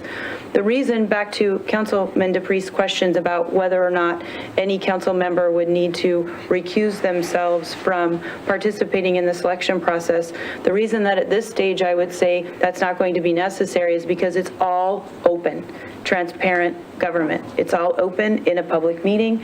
Everything that is said or discussed will be with the public. If, as part of the process, you decide to have any public input, which there's no requirement to, and quite frankly, you are, the statute says, you as a council appoint the mayor. There's not a public hearing process for this. You know, all of your conversations regarding these next steps is going to be with the public's ability to hear your discussions and your deliberations. I understand the open meeting law and communication amongst us. I got that. If I heard you correctly, you're saying that if a applicant wants to have coffee with any of the city council members just to talk about who they are, you're saying that's not allowed? That is not allowed. Why? Because you are creating a process now for everybody to have a fair opportunity to provide a written application, which you are specifying what they need to put in that application, and you are creating their opportunity for your dialogue in the open meeting process, in the public meeting process.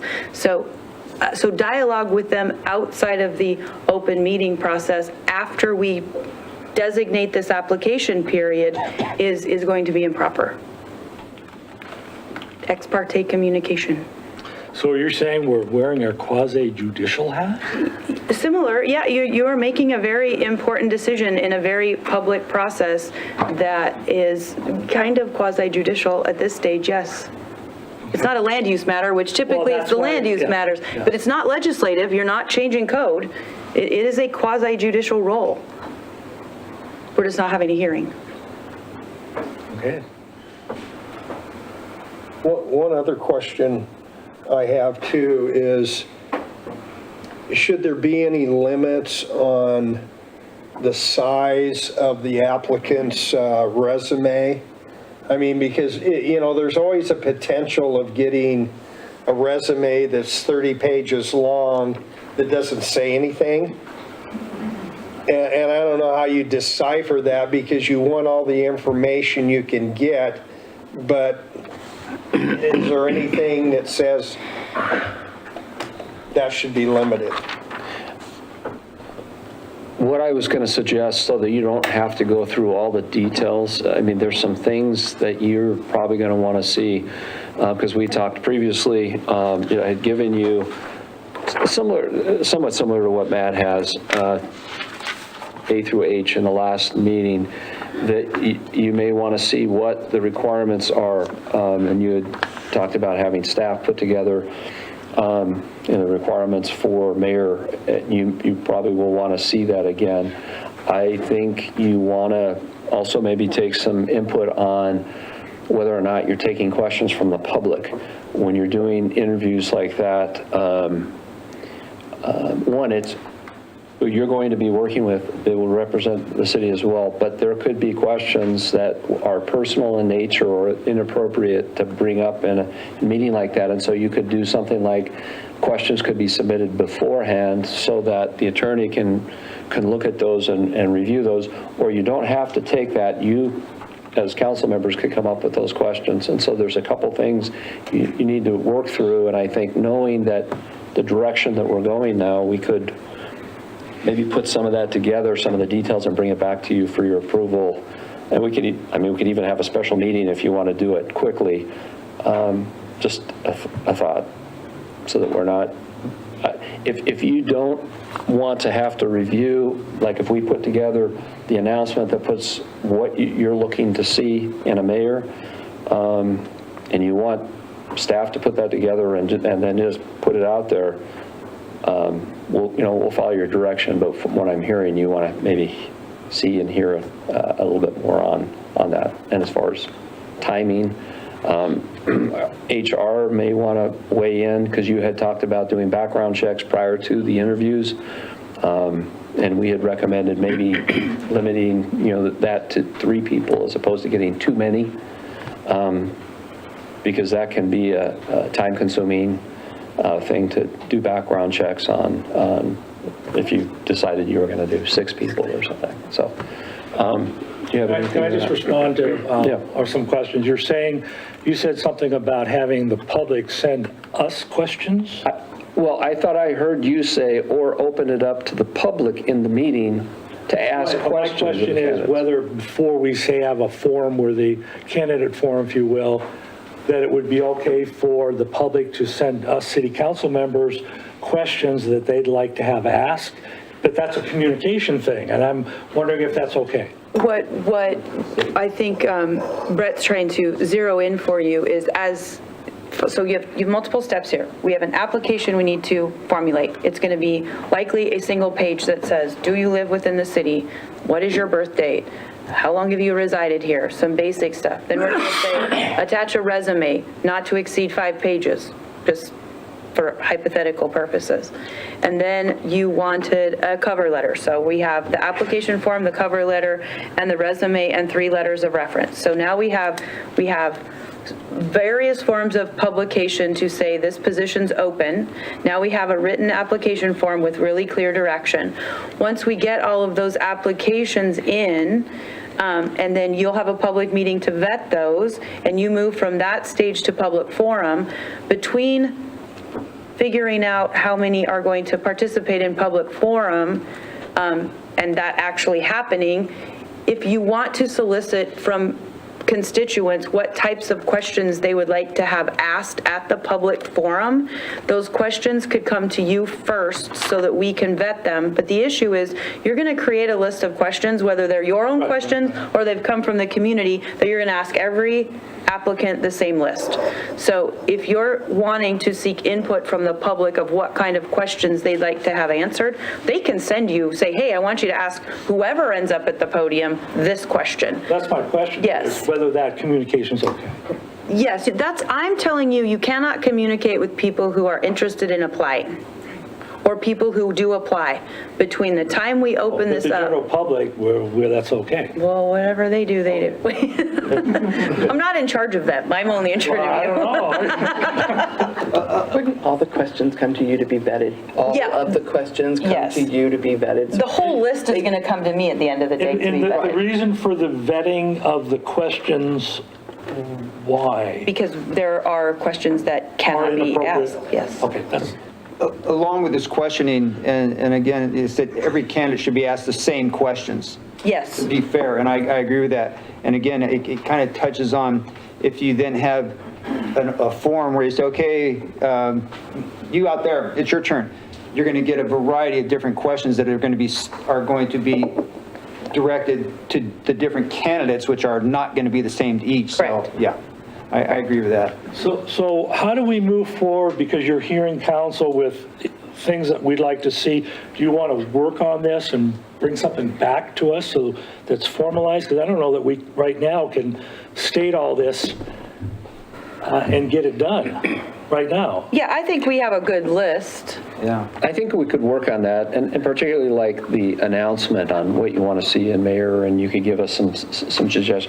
We could put all that together. Like I said, if you don't want to wait till I think it's the April 12th meeting, our next meeting, to do that, we could have a special meeting for you just we give you that information, and then you give us any feedback, so that if you want to keep it moving forward, if you want to do it on the meeting on the 12th, we can do that as well. What's the feeling of the council? I think the special meeting, I think we need to get it out to the public, the advertisement, get everything together as quickly as possible, and then just at least start the process. How long it takes after that, okay? But I think, and I understand, again, staff is overloaded, and I certainly do appreciate that aspect of it. But I think if we end up waiting till the 12th of April, we're looking, what 3 weeks, whatever it is, and then we say, okay, let's do this, and then you put it out there in the public, we're going to be into June, June or July type of thing, and I think it's important to at least begin the process. Roger, Sandy, what are your thoughts? Yeah, a special meeting. Special meeting?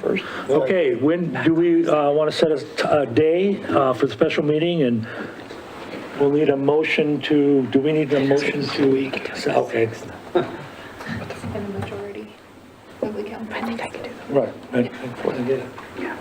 Thank you. I guess we don't have a tie-in. You can hit me. Anyways. No, you're good. We have PNC that night, but we can double duty. We could do it during the day. Yeah. So next, Fonda's gone next, so next week is spring break, and so we've got a few people gone. What about Monday the 4th? We do it during the day, like the 3rd, yeah, Like 3 o'clock type of thing? yeah. I could do 4 o'clock before So as PNC. long as we're. It shouldn't be that long. I could do 4 o'clock. 4? Does that give us enough time? Okay. Should be. So do we have a motion to, You'll just have a motion to table this until a special meeting on April 4th at 4 PM. someone like to make that motion? Yes, I would like to make a motion that we have a special meeting on the 4th at 4 o'clock. Is, That we table this until then, yes, right? yes. we Okay. I'll table this second. until then. Okay, roll call, please. Any discussion, sorry? Oh, any discussion? I kind of heard it. We're okay, so. Councilmember DePriest? Yes. Council President Roder? Yes, Councilmember Satterfield? Yes. And Councilmember White?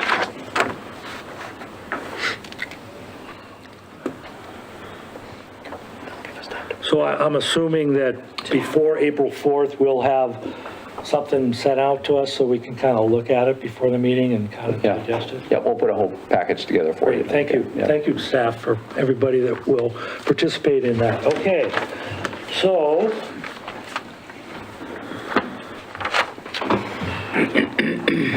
Item 4D, and it's the approval of Citizen Task Force Resolution, and Brett's going to lead us on that one, please. So, We just do a short in your, break. Is that? Take a short break. All right, short break. 5 minutes? All right, thank you. Fine.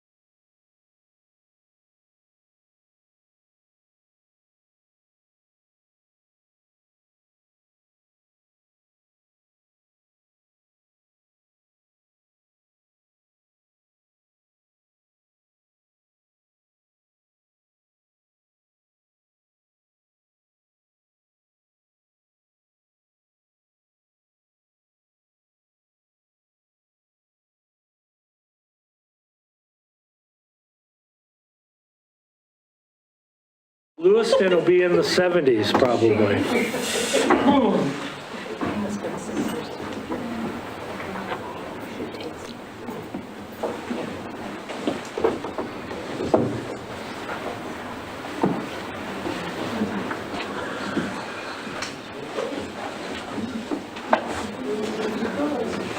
It's usually the ladies' room that has a line. Ooh, easy, It's careful, like, what's going on?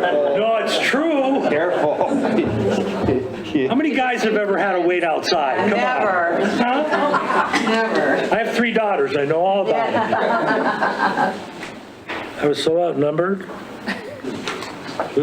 Same thing in my house. But you're the king of the house. Oh, I loved it though. I miss my girls. Of course, I got grandkids now, so. Sorry, I didn't beat the attorney back. So. All right, well, okay, we're on air again, and we haven't left here.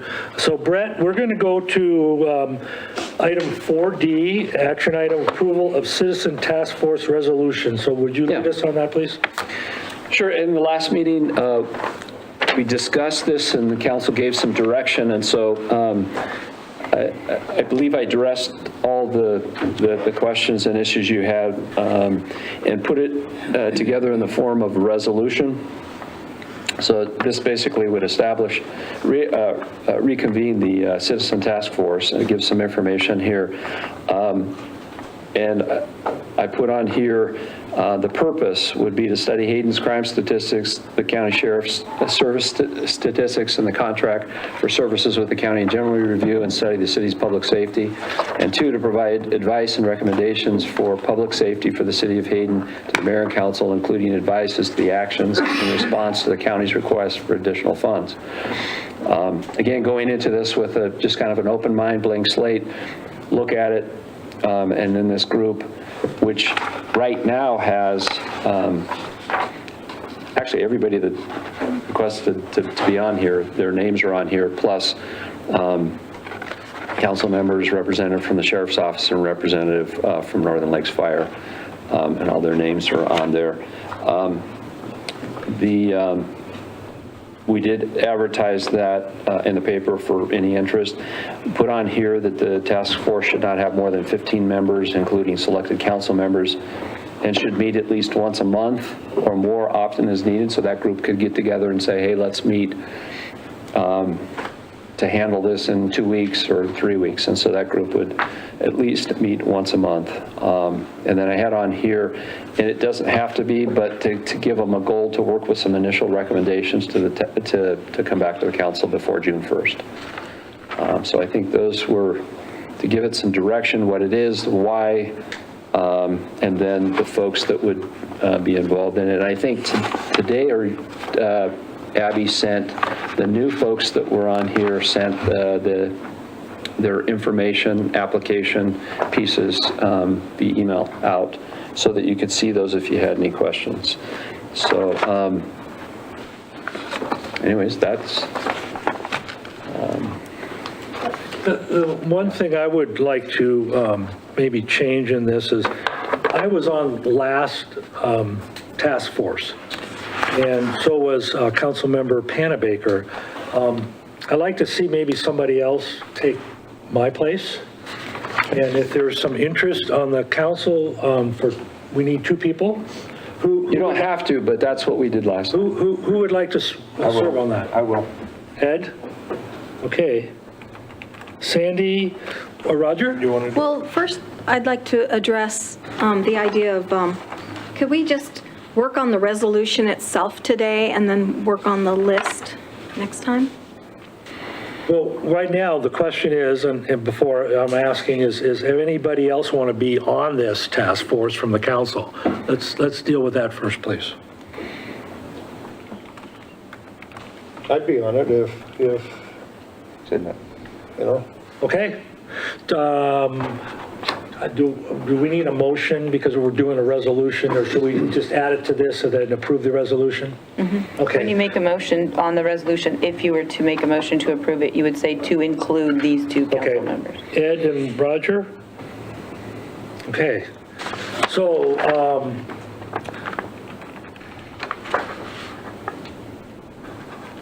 I'd like to see if we have any motions regarding this resolution. I would motion to approve the resolution as written. Do I need to add now with the inclusion of the two new, Yep. yeah, with the inclusion of the two new members, participants? You and, Myself, Ed DePriest and Roger Satterfield. Second? discussion. Sandy, you had concerns. This Yeah, I would like to work on the wording of the resolution itself and then, and separate the list out for another day to talk about it separately. Well, we have, any other discussion? I guess my question would be what wording is concerning, I guess, that we need to consider. Well, one thing I'm sorry. No, go ahead. Okay, well, one thing I'm wondering about is the, who's in charge of the task force? Who's the leading role? And then also, I'm just not sure where. Last time, because it's and task force is a little more informal. If we go to a commission type of thing, then we'd probably outline some more rules. In the last commission, after, I don't know, the second or third meeting, the group voted, it wasn't a president, but a leader of the group, and I think Chris Way, there were two of them. It was Chris Way and another one, so that it wasn't the city staff leading that, it was a member of the public, and I would suggest we do the same thing.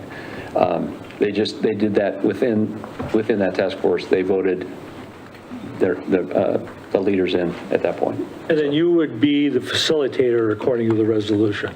Yeah. So you'd keep it going in the right direction. Yeah, Abby and I both are there. Abby would be there and take notes so that we have notes, and I can help facilitate that. And when they have any recommendations or anything, it's not myself coming or a council member, it's the leader of the group from the citizens that comes and makes the recommendations. And do we have a cost analysis on this? Like how many, we keep talking about how overworked our staff is. I just was wondering how many hours it would take from staff, and is there a cost analysis on this?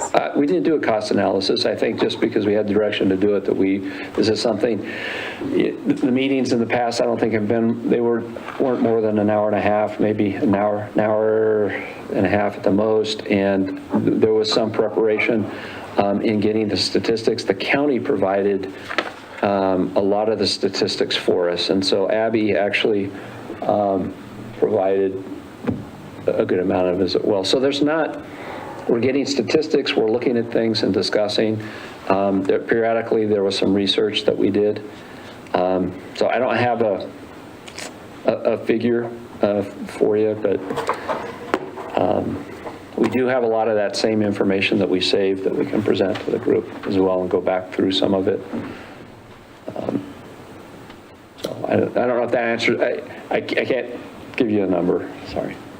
Is there any other discussion? I guess, and again, my ignorance to this situation here, do these meetings normally take place during, like, between 8 and 5? Are they during the day, night, 3 o'clock-ish, whatever? Yeah, we, for a while, we met at the library in a room there, and we met, and it was like 3 or 4, and it was in the afternoon. And with regards to the cost analysis, is any English teachers out here? Are the city staff members compensated in addition to their? No, this is just part of our. Right, that was my question. Yeah. And Brett, last year or whenever we did this, we met here. We did some here. Yeah. That's Because all. we did a couple at the library, and then I thought we did. Yeah. Then probably the rest of them were here. And those are open to the public. Yeah. Yeah, right. Matt, I have a question too. It says, whereas those on the task force should be citizens of or property owners of property in the city of Hayden. Does that because it's about whether we need more law enforcement, does that keep a deputy who lives in town? Does that mean they can or can't? Or, you know, I see pros and cons on both sides.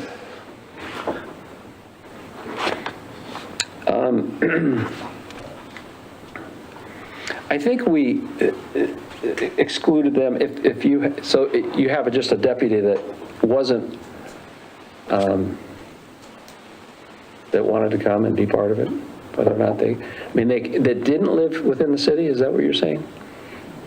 Well, I don't know if any of the deputies live in the city or not. I think there's a couple that do, and There's the deal, they're probably going to be a little prejudicial maybe, that they need more law enforcement, but in the same respect, they are citizens. So. None of them have. I'm putting it on your shoulders, not mine. None of them have requested to be on, and so after this, anybody that's to be appointed would come to the council for approval. Okay. So what about Well, do we have a deputy on there now? Jeremy Heil? Yeah, Representing the sheriff's office. yeah, but they didn't, they represented the sheriff's office, but they didn't, I don't think we had them vote. We didn't count them, so we didn't have the council members or staff or the sheriff's office vote on those items. We let the citizens vote on what they wanted, what direction they wanted to take it. So that's, I think, that was the difference here. So that would be the same with Pat Riley. It would be a resource. People could ask him questions about fire protection, but he wouldn't vote. Maybe on that whereas, maybe the way to state that would, to change this to say, whereas citizen representatives on the task force should, well, that's redundant, so that we're referring to them, not the others like the council or the appointed folks. Say voting members on the task force should be citizens of. So we could look at approving and just modify that, whereas voting members on the task force, so it'd be one, two, or property owners, yeah. the eighth whereas.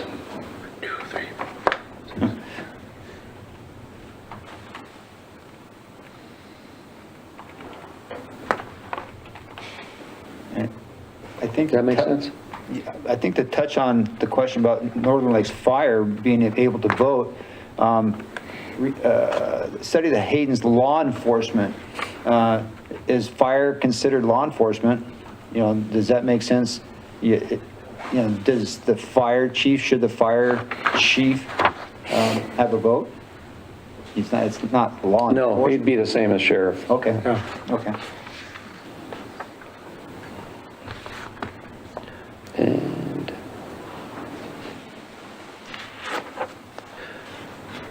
Any more discussion? Sandy? No, that's fine, thank you.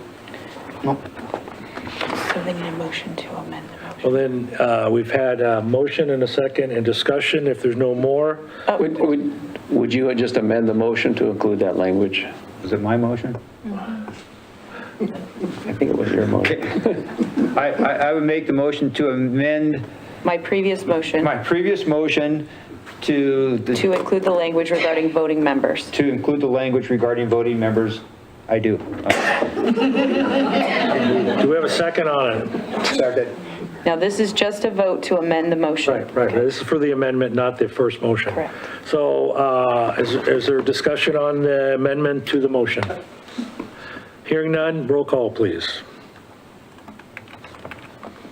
Councilmember White? Yes. Council President Roeder? Yes. Councilmember Satterfield? Yes. Councilmember DePreez? Yes. Okay, so now we're going to go back to the original motion to approve the resolution With the amended language. with the amended language. And we had already motioned and seconded, so now we had discussion. So now we can take roll call, please. Councilmember White? Yes. Council President Roeder? Yes. Councilmember Satterfield? Yes. Councilmember DePreez? Yes. Okay. 4E, professional services consultant roster. And I don't know who's going to lead that. You asked the question and kind of put it on there, so do you want to do that? Yeah, last meeting, the professional services consultant roster is a thing that is looked at every 5 years, and the professional consultants are evaluated and then included in this roster. Last meeting, there was a motion to change that cycle from 5 years to 2 years. I did vote for that. I rethought this based on one hand, I want to see competition. I think having, competition within that roster is important, but I also realize this is a burden. Every 5 years, it takes a lot of time by our staff. So what I'd like to look at, and this is why I sent an email to Brett asking him, and I want to be clear if this is the case, is that any time during this 5-year cycle that a new professional consultant would like to be considered, can they be added to the roster, which then would go and say if it's year 3, they'd have 2 more years within that cycle to be reevaluated. I don't want to put any more burden. I think after I thought about it, every 2 years is a lot of work, but if you've already done the work for 5 years, but we have new people, and I want that opportunity so new people or new consultants can be considered. So the question is the current ordinance, does it allow for a new professional consultant to be evaluated and considered in that 5-year cycle? Do you want me to answer? Yeah. Well, first of all, let's just kind of recap. It was on consent calendar at the last meeting to be approved for a 5-year list. The information was published and sent out to all of the potential applicants as a 5-year roster. So when council approved amending that 5-year term to 2 years at the last meeting, effectively staff now has to go back to all of those consultants and notify them that what they applied for, in fact, the terms of that position has changed. So that's number one. Number two, if we want to consider another consultant, I think it's better for Alan maybe to speak to the process of what that includes. I don't think the process would easily allow itself for that opportunity from the standpoint that the advertisement says we'll pick the top 3 scored candidates. And so to throw another candidate in there would require us to evaluate the entire subset again. So let me ask a question. And we'd have to potentially kick somebody out of that subset who was already selected as part, so it would be difficult. Yeah, just let me ask this question. So you see, that's something I didn't understand. You're saying there could be conceivably, you have 10 applicants and you have to narrow it down to 3. That's what we did. That's what you did. So we may want to discuss a little bit, because I think it's important for council to understand that unlike general contractors who we have to look at the lowest bid, professional services is not a low bid issue. It has to do with qualifications primarily. And I think, could you talk about that a little bit, that process? Under Idaho code, professional service selection is qualification-based selection. So it truly is a qualification-based selection. There is no, in the process we just went through, there's not even a project associated, right? But you could do qualification-based selection for a project. There would be no dollars even in that selection process. You would select based on the top qualifications, and you would negotiate that other process. So where we went was, we've advertised for a number of different categories. Right. We received a number of applications. I think actually up to 6 maybe was the most in each category. And we evaluated the top 3. We scored them according to what the we sent out. And then we selected the top 3. Now, none of those top 3 have a project. They're just qualified if a project comes along. At that point, we would look at the top three and we would say, who best fits this project, right? And we'd be able to select that person. At that point, we would negotiate a contract, bring that contract to the council for ratification. And now I can see why having a new one within that 5 doesn't work. I see, I didn't get that last time. Go ahead. Yeah. Can you describe, I think for everyone here as well as the people in the audience, the time, the process that staff goes through to make this scoring, to do this scoring? We have time associated with advertising it, putting it together, writing it, advertising it, collecting it, assembling the packages, and then the scoring process just itself, I believe there was 4 of us, and it took each one of us over an 8-hour day. Mine was close to 16 hours. And so that's 4 people times 16 hours, that's just the time reviewing it. That's not then we the assembled those compilation of scores yeah. to figure out how that, because everybody did them on their own. Those scores were then assembled and brought to council, so there's probably almost another 6 to 8 hours just assembling that for one person. We didn't have. So this isn't just, yeah, looks good, right? No, it took 4 different team members. It sounds like it took 2 and 2, and it took me 2. I'm sure it took Rob 2. So about 16 hours each to do that process. Right. Can you give us the categories of professional services that are in this process? Is it architects, engineers, consultants, are those the primary ones? It's professional services, and so it would be engineers and architects.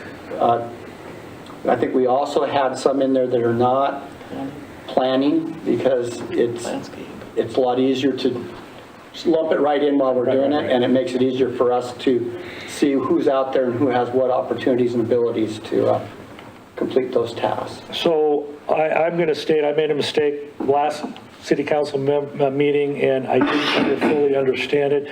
Bear with me, I was running the meeting for the first time. And I messed up. So I would like to propose a motion that we go back to the 5-year, and Fawn, to make sure I'm going to do this right, that the professional services contract roster runs on a 5-year cycle, not on a 2, going back to original. And that's my motion. I'll second.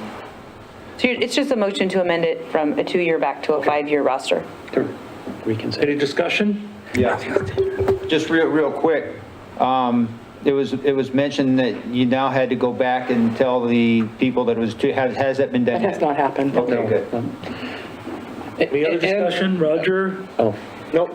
Sandra? That's good. Okay, roll call. Can I just throw that out there, if you're still concerned with it as well, as when we did advertise it underneath the 5 years, it does give the city the option to shorten the 5-year if there is a reason to do it, and we can republish the list. So it gives you that flexibility. If there was a number of firms that came in that needed to be considered, that would certainly be an opportunity, and staff would probably even request that from council so that we would have an opportunity. Yeah. And I, as a council, I'll speak for myself, I guess, as a member. I want to be sensitive towards the burden that it puts on our staff, because you have a lot of things to do, and we don't always realize all those tasks. So sorry about changing this, but I learned.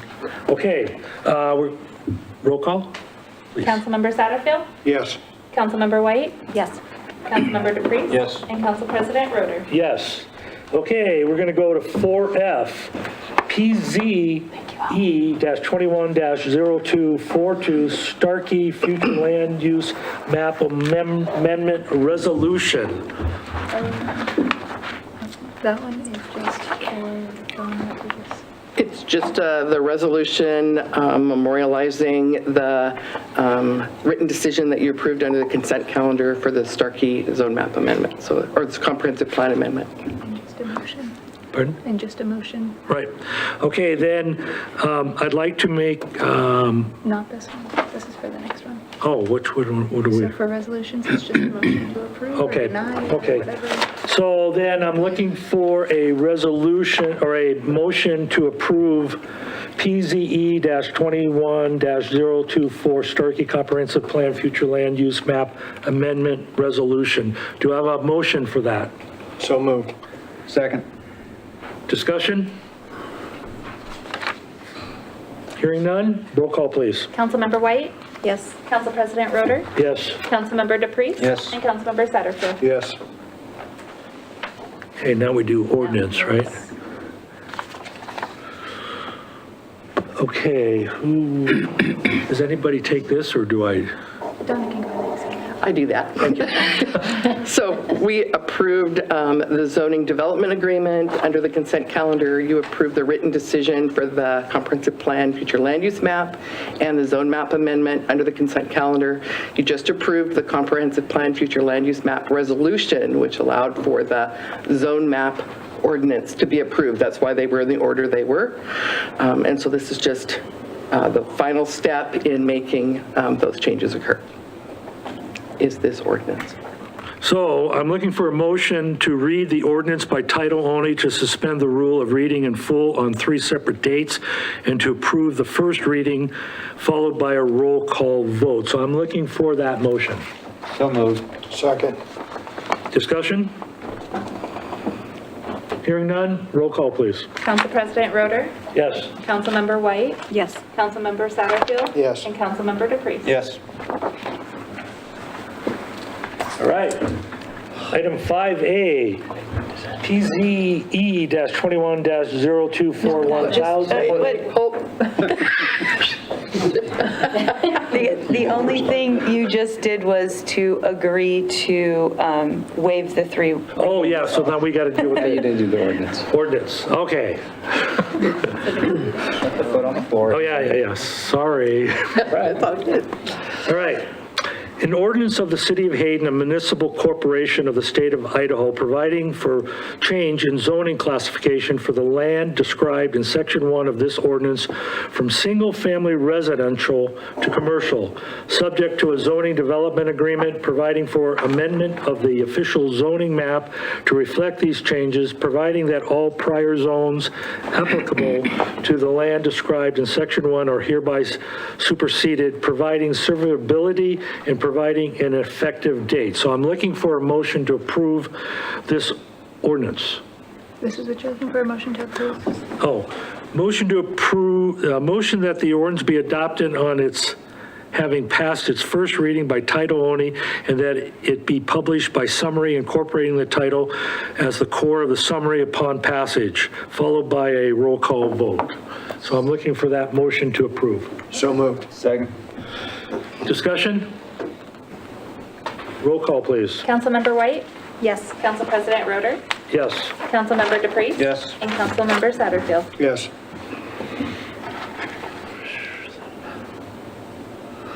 Okay. Item 5B.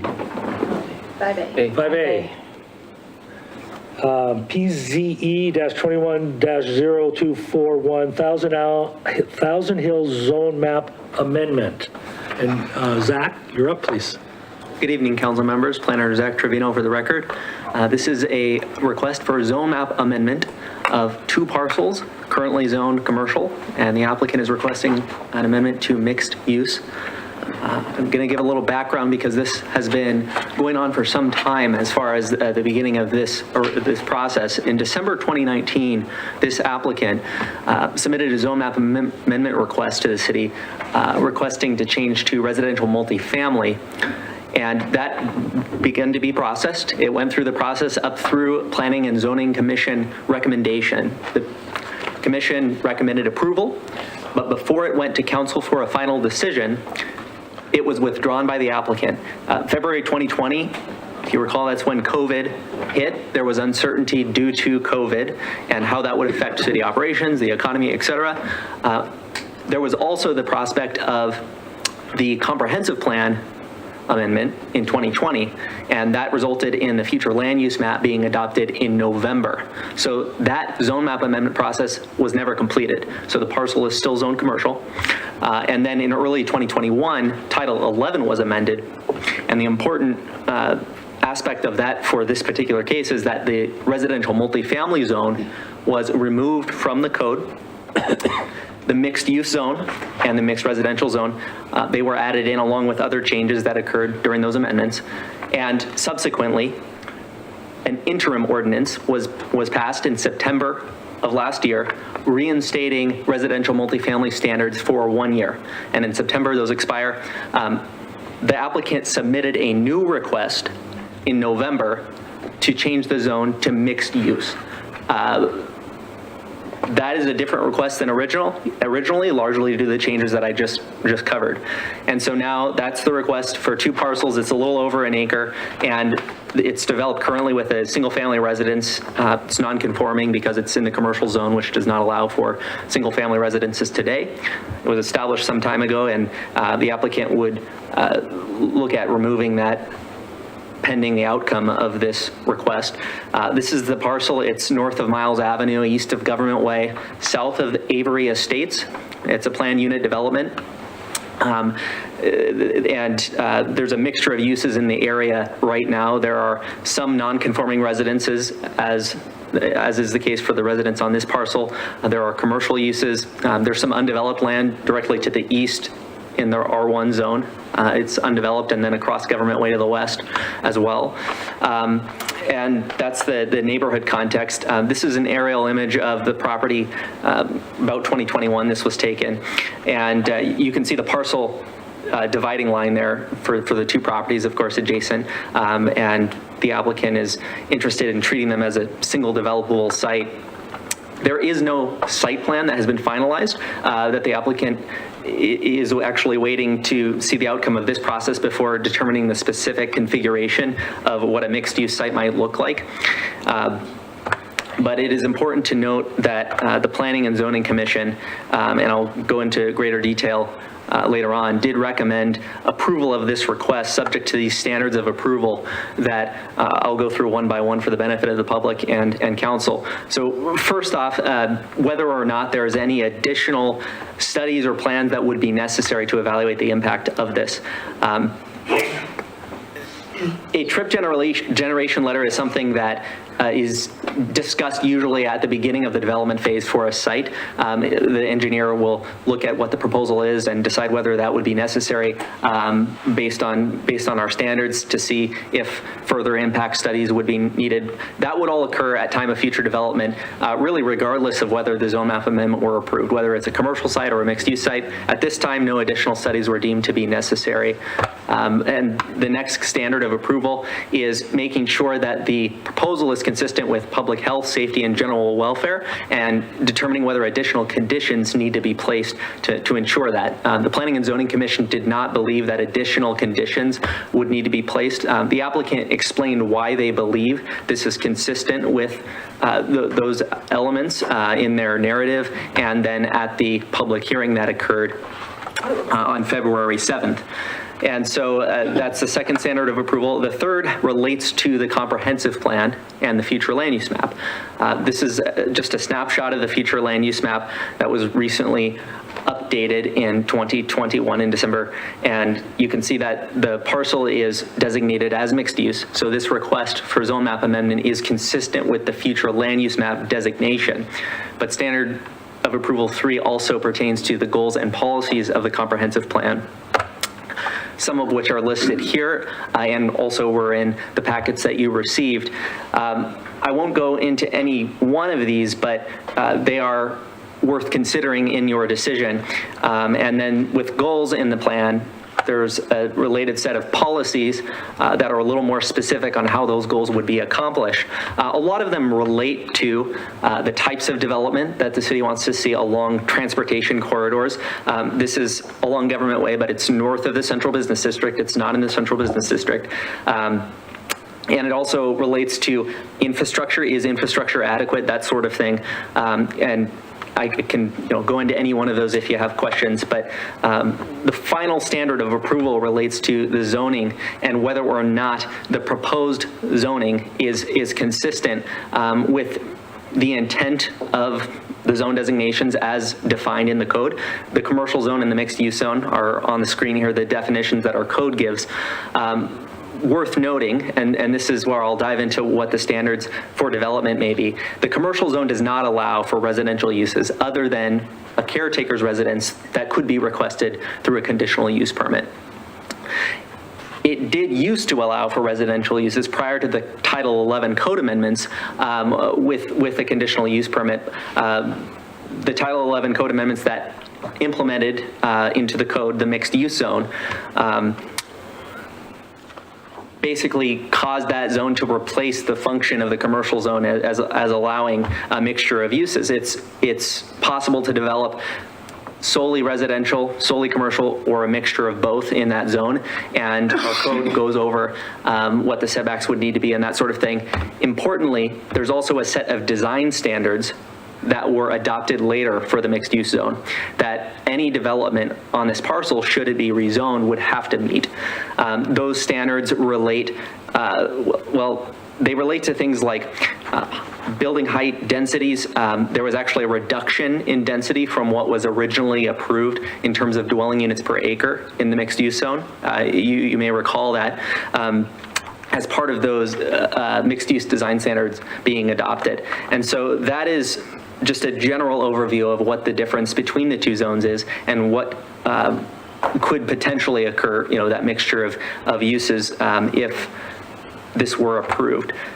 It is important to note that the parcel is quite narrow. You saw the aerial there, and at time of site development, the applicant would have to propose a site plan that complies with the city's infrastructure standards, and that includes things like access, making sure access to whatever is going on the site is sufficient, meeting fire district standards, meeting engineering standards for width, things like that, making sure that there's adequate parking on site for any dwelling units as well as any non-residential use, making sure that landscaping is adequate, and our code discusses what is needed for landscaping buffers in the mixed use zone.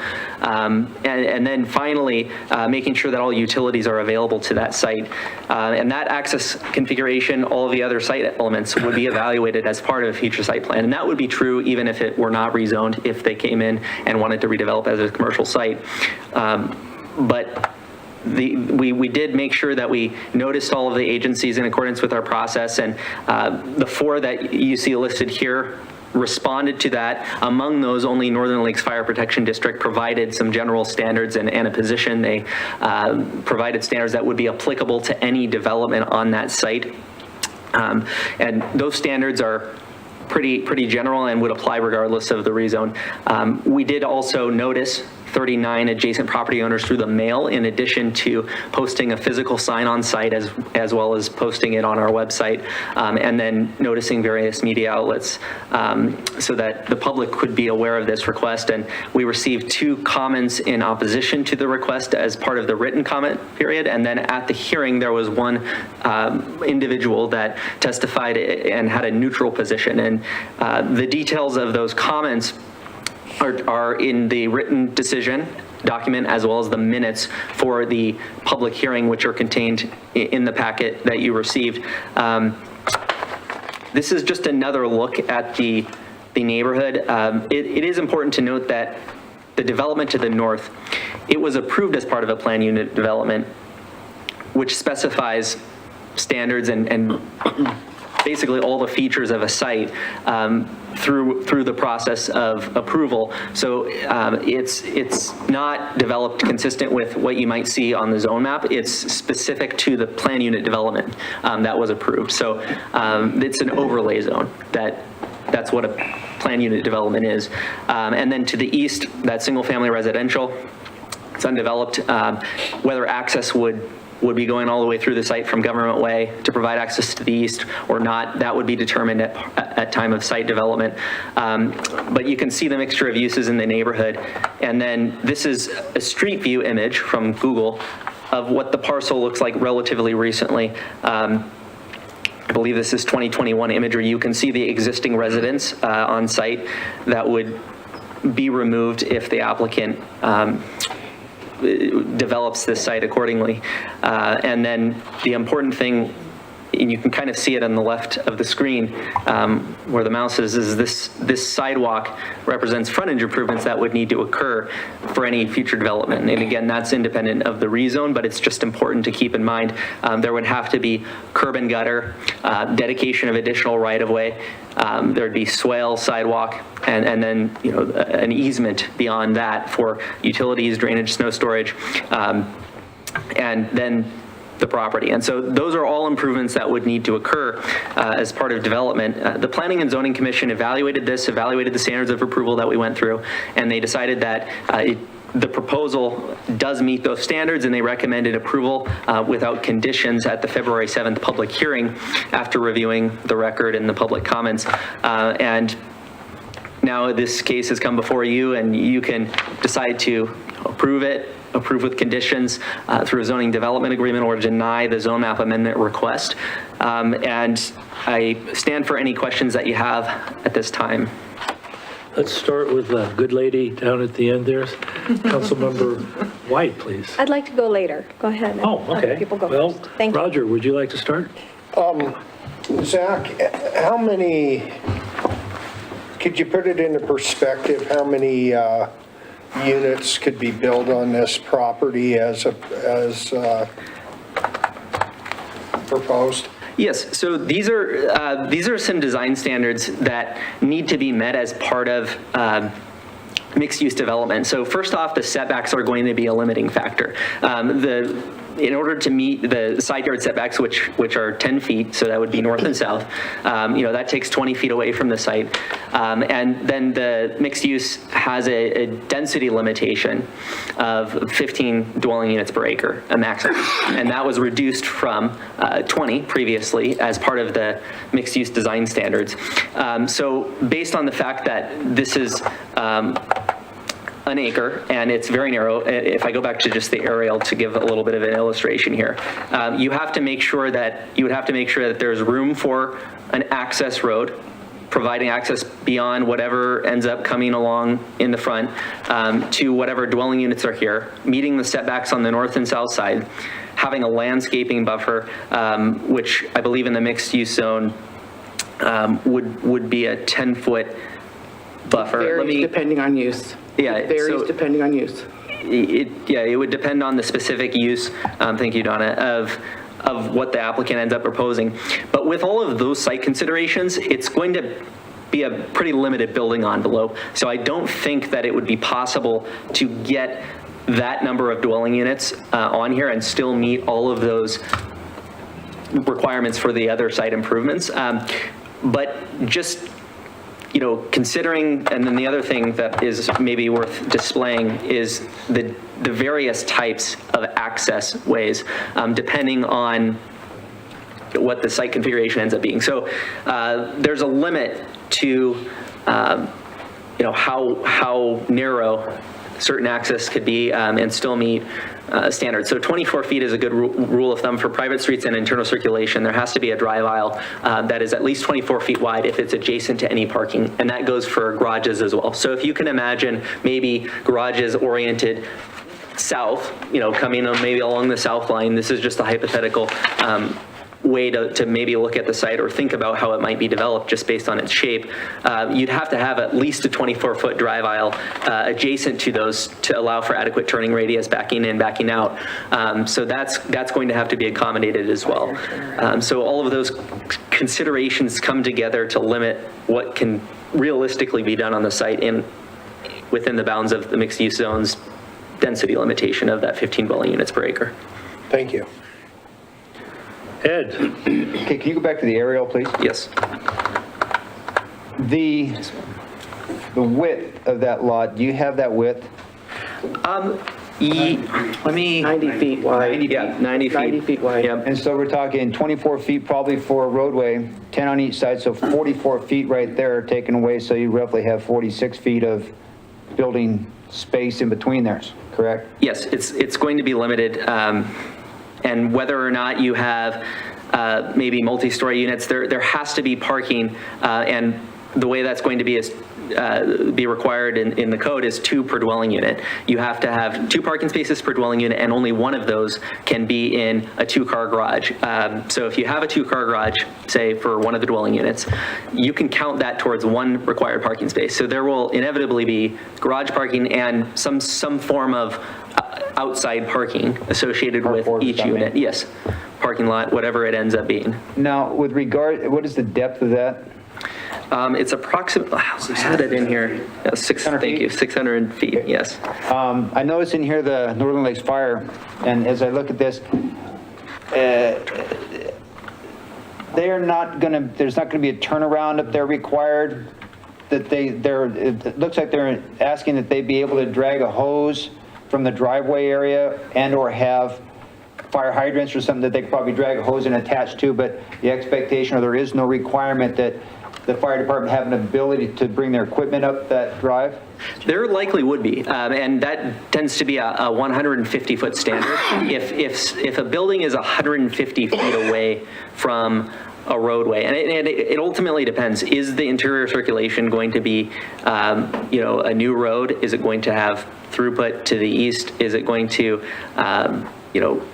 be more like a parking lot type access? But ultimately, there would need to be a fire turnaround to be able to access. Is that normally where you see the like a cul-de-sac look at the top end where they widen it out? Is that? There are lots of different ways. It really depends on the configuration of whatever it is they decide. If they have a commercial project, it might be one way, and if they have residential, it might be another way. But ultimately, they're going to have to meet fire department requirements.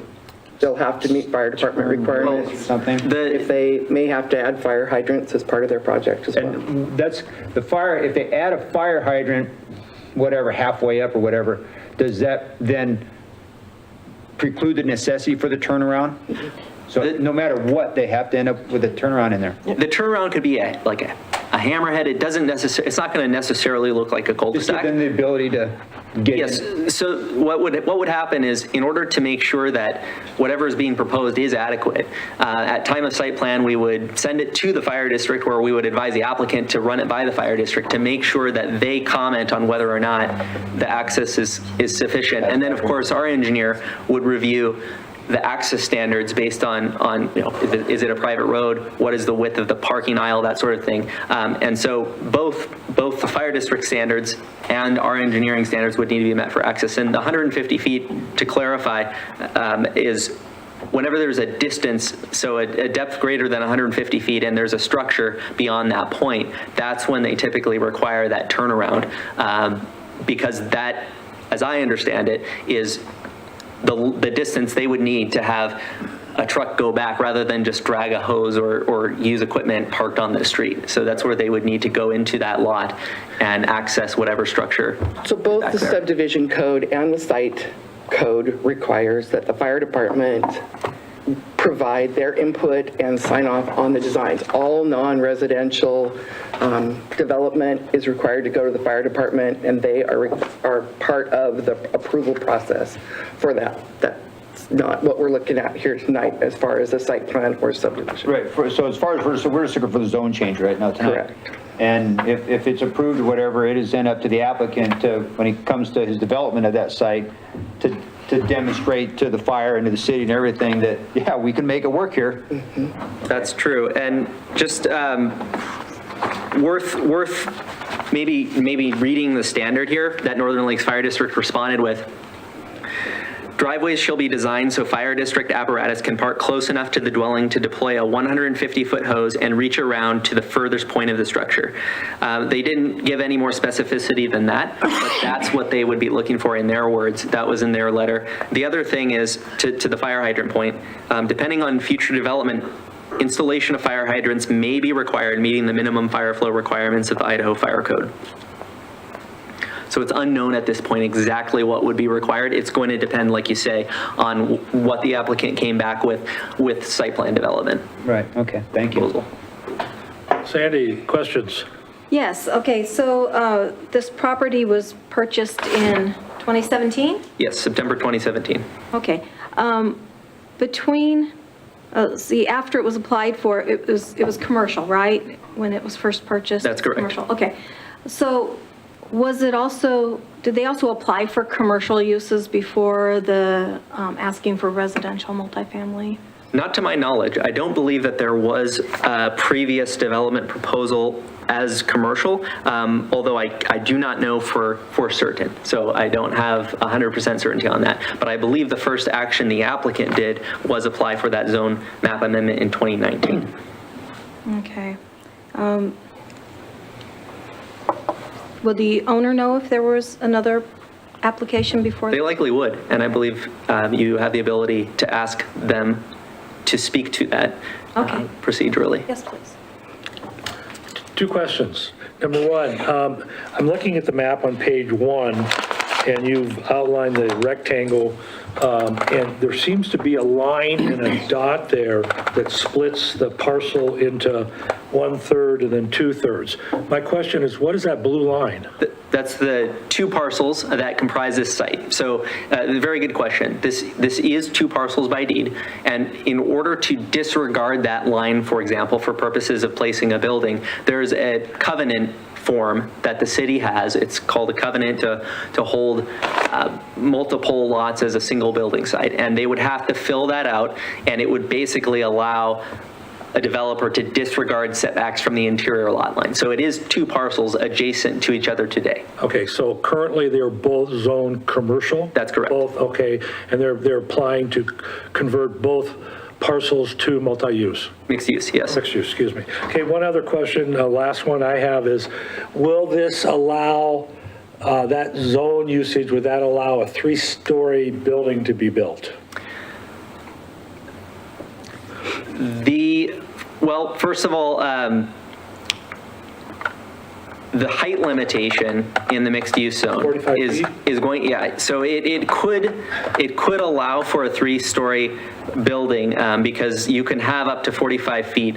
However, you'd have to make sure that fire district standards were met. So whatever the configuration was, it'd have to be run by the fire district to make sure that access to that for emergency purposes could be met. And then also, I know that there are, you'd have to make sure the design standards in the mixed use zone are met as well. And that, whether or not they could meet those with a building 3 stories tall is just going to depend on how far that building is. It has to meet setbacks. They can't exceed the number of units per acre, and also they have to provide parking for that many units. So if you had a 3-story residential structure, you'd have to probably have a separate parking area that, for that. So it just depends. But you could, to my knowledge, with the design standards, make it work to have a 3-story building, I believe. So Zach, could they have a 3-story building today? As commercially zoned, could it be a 45-foot tall building? Yes, the commercial zone has the same height requirement, and it just wouldn't be residential uses. And in mixed use, they could have a commercial building, a commercial and multifamily building, or they could have a strictly multifamily structure that's 45 feet tall. Yes, and you can do it any number of ways. Ground floor commercial, upper residential. That's really what the mixed use zone was designed to accommodate, is the flexibility among those types of uses. Any other questions? Yes, I have a few more questions. So I was going to ask the owner if there was, if they had previously asked for commercial projects to be. Speak separately. I'm the owner. Okay, thank you. How do you want me to deal with this? Is that? Do you wish to speak? Do you wish to answer questions? Sure. Then just go ahead and go to the microphone. Thank you. Certainly. My name is Chris Cheeley, and I own Avery Estates as well, adjacent. And in answer to your question, I know I explored an idea. I don't know how far down the road I got. Okay. It's been zoned commercial since I purchased it, and I purchased it in order to protect my border to the south. Okay. Okay, so previously, did you also ask for commercial zoning, commercial projects to be put on this property? I honestly, I know we sat and talked. I don't know how far I got down that road. It's zoned commercial, so I wouldn't have had to have any permission to build 45. Right now, I could build 45 feet tall in commercial So I don't remember. So we've had several pre-development meetings with Chris regarding exploring options for this site. The ultimate conversation in most of those were visibility because it's so narrow and because it's so long, that trying to find a viable solution, meeting what he was looking for.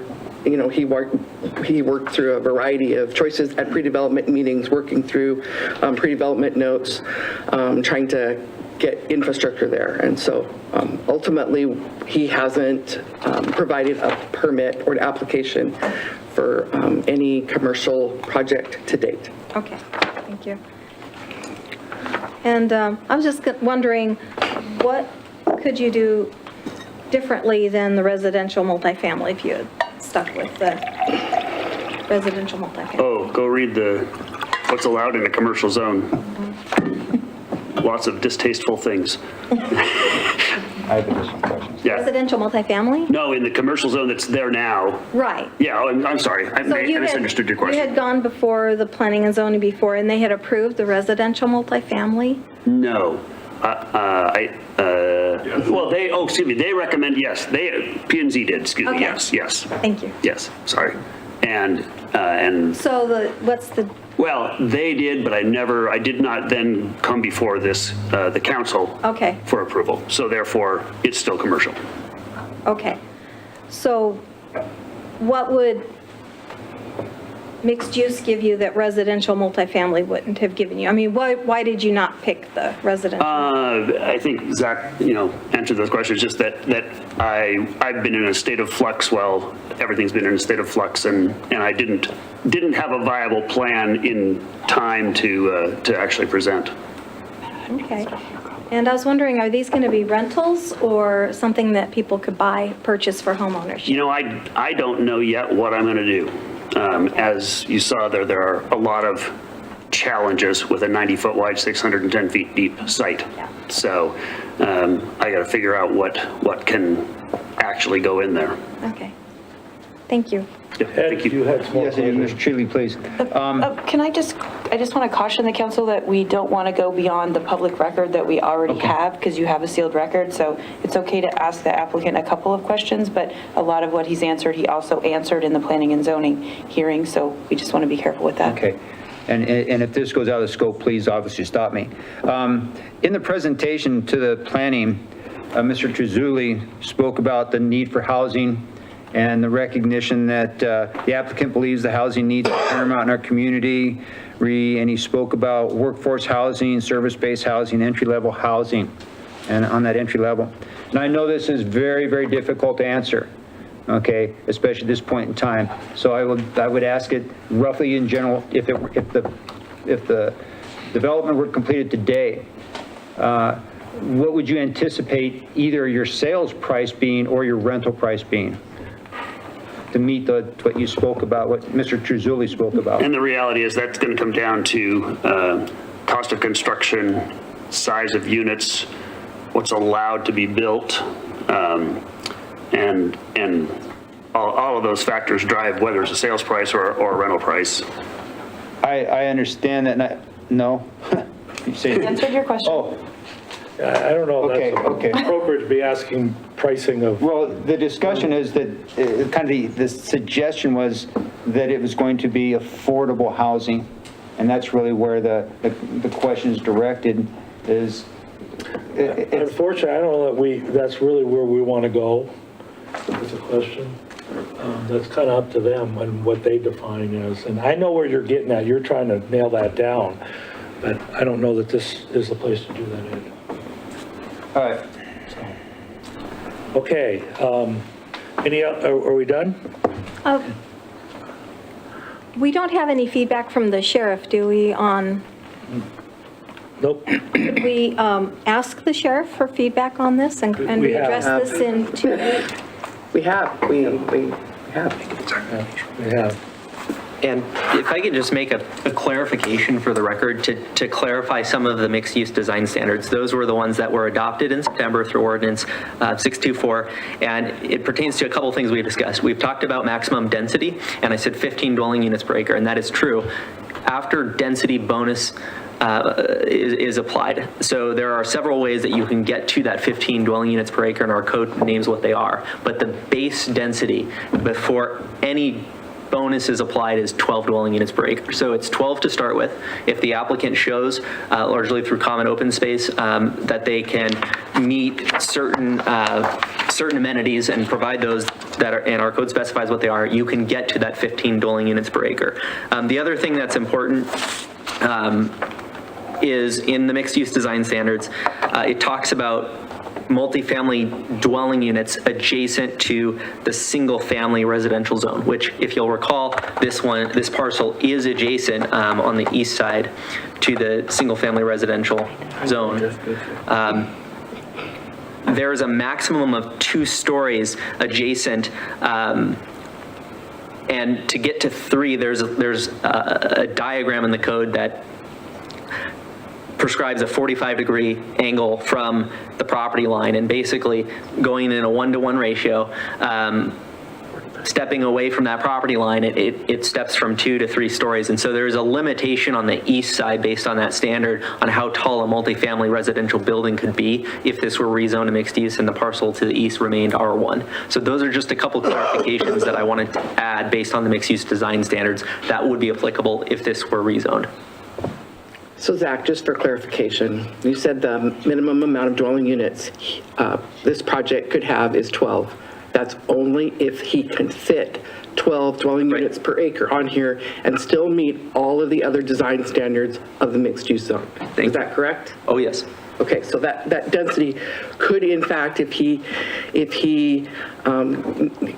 can't get to 12, he may, I don't know, I don't have anything in front of us, but he may only get to 8 in order to still maintain 2 parking spaces, all of the setbacks, the 45-degree setback from the back. Is that correct as well?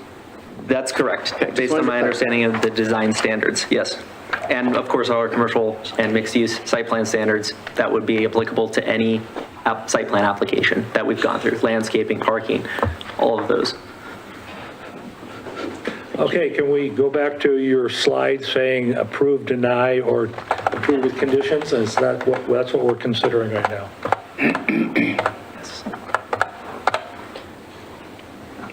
So, we're looking for a motion to approve PZE 210241 Thousand Hills Zone Map Amendment based on, do we want to approve it with conditions, or deny? Matt, I would have a little more discussion. Is it okay if I ask another question? Let's go to the motion and a second, and then we can discuss. Okay. I would motion to approve PZE 21-0241 Thousand Hills Zone Map Amendment.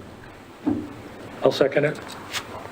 Council President Roeder, can I request that in the motion and the second that you either refer back to the Planning and Zoning Commission's findings and recommendations so that we have some findings in the decision of the council, or that the council addresses how this approval has met those 4 standards? So in other words, if we look at the 4 standards and how that applies to this request, is how we should address that in our motion.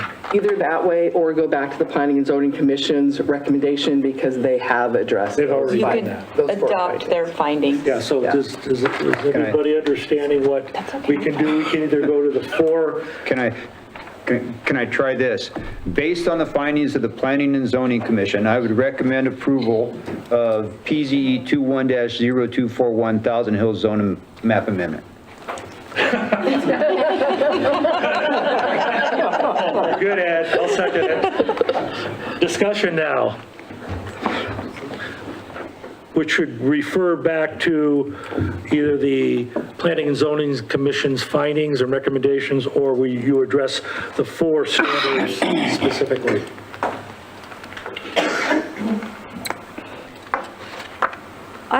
Yes, I would like to get more information on this and readdress it in 2 weeks, because I would like to, if we could, hear from the sheriff. I'm also concerned about traffic on Government Way, amount of cars going. I mean, this is going to add another 15 homes. You don't know what it is.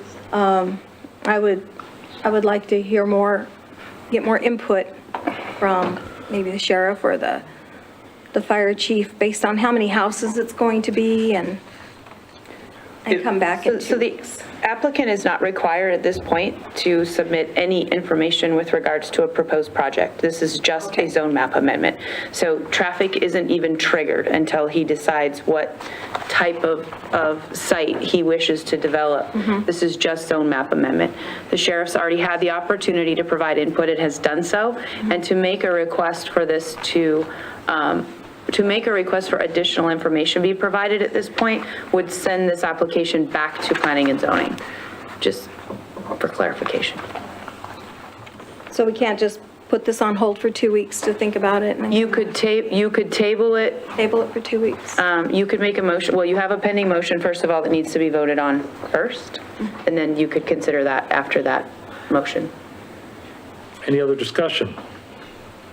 Maybe just for the public's benefit, I might just briefly explain what happens when we send a notice out to agencies, because that's the first step that we take. When we get an application in, we make sure it's complete, and if it is, we prepare an agency notice where we take the agencies that we notice regularly, in this case it was 17, we send them via email a cover letter explaining the request, and importantly, we send them the applicant's narrative so that they can review that. And in the applicant's narrative that we sent to the agencies, they stated that they hope to develop the piece of land into a combination of multifamily dwellings with the possibility of a neighborhood commercial user along the frontage of Government Way. So the agencies would have had a chance to see that if they read what we sent them and comment accordingly. And I just wanted to explain that so everyone knows how we solicit agency comment and what information they have. So if we were to go back, we'd get the same answers, basically. I cannot predict that if we were to ask a second time, but I would assume that they would want to give us their comments initially so that they can raise concerns at that time if they have any. Okay, any other discussion? Do we need to discuss the meeting the 4 standards, or that the motion includes that, but should we have more discussion? You don't need to, since he incorporated all of the findings, unless you have something different that you'd like to add in your deliberation. Not hearing any more discussion, I'd like to take roll call, please. Councilmember White? No. Councilmember Satterfield? Yes. Council President Roeder? Yes. Councilmember DePriest? Yes. Okay. Thank you. Thank you, Zach. All right, we're going to 5B, action item PZE 210264, Taylor Zone Map Amendment. Zach's going to be presenting. Yes. Good evening. This is a request for a zone map amendment. And this parcel is unique because it's split zone. Currently, half of it, approximately half is commercial and approximately half is residential multifamily. So that's just a starting point for the framework, and I'll show a map in a minute. But just some background here. The current parcel was created, or was it created in its current form through a boundary line adjustment that occurred in 2017, slightly adjusting the boundaries, resulting in the current parcel. In 2018, the current owner purchased that property. And because half of it is zone commercial, they partially operate a tree service business on that site. There's also a residence on the site, and I'll show the aerial in a minute, that's used as a residential structure. In 2021, as you're familiar with, there was initially a plan for the city to do a citywide zone map amendment based on the future land use map that had previously been adopted. That ended up not occurring. After it was clear that that was canceled, the applicant requested in December a zone map amendment to rezone the southern half of this property to commercial, consistent with the northern half. It is important to note, as mentioned in the last item, but just again for clarification, that the residential multifamily zone is subject to an ordinance that is set to expire in September 2022. The design standards associated with that zone are temporary, and what happens after that point is unclear. It's for the council to decide in coming months.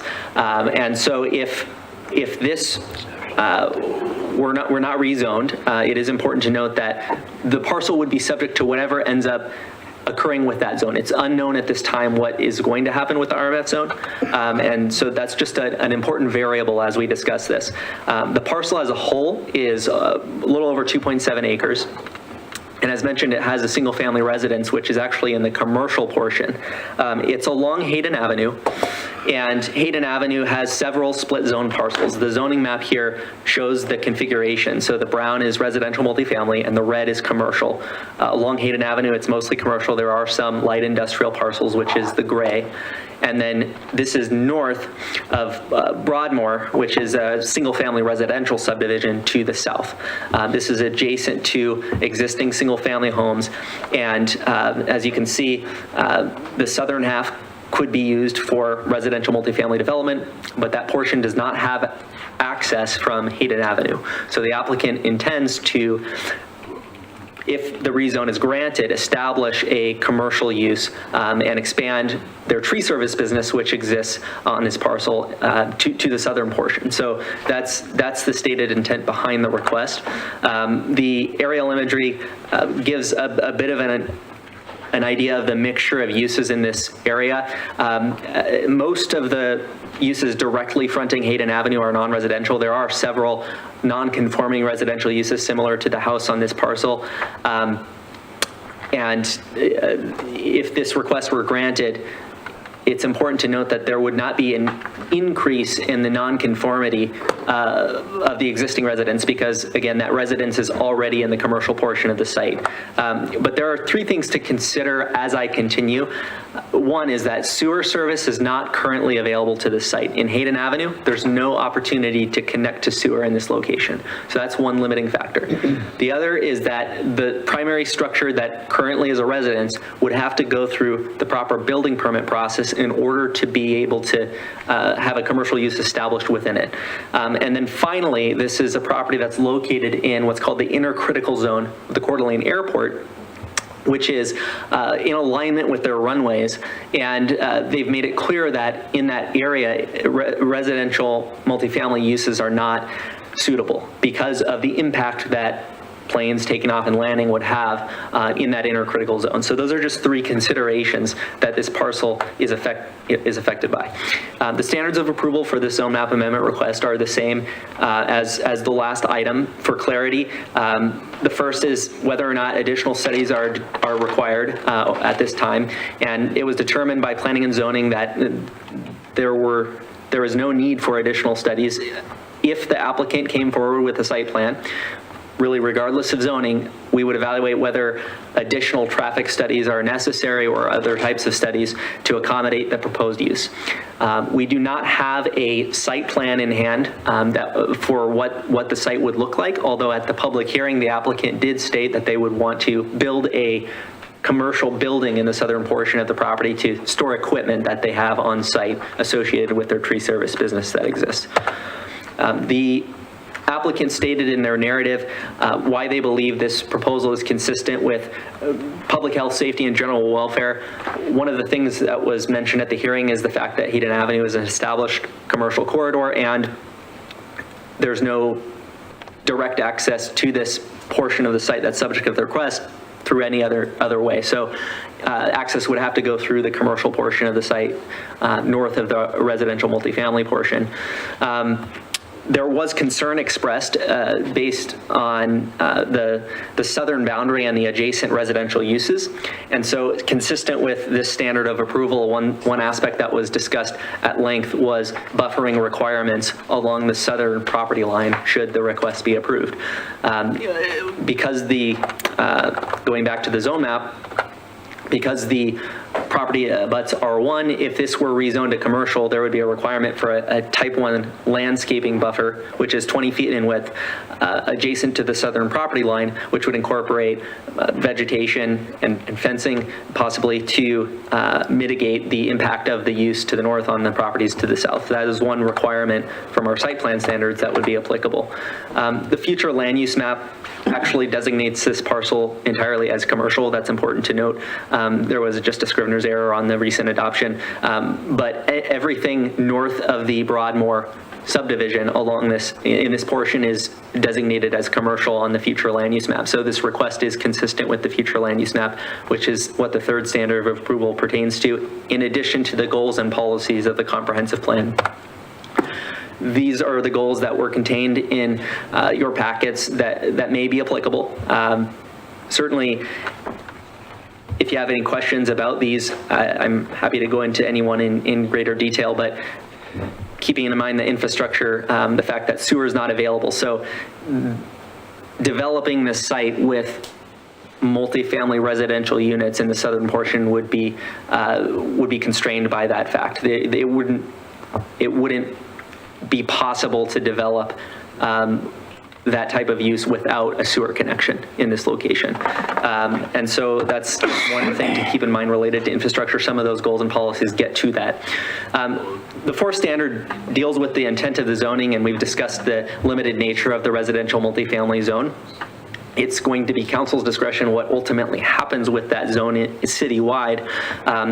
But if this parcel were rezoned to be entirely commercial, the applicant would not be able to establish a residential use on site other than a caretaker's residence, which would have to be approved through a conditional use permit.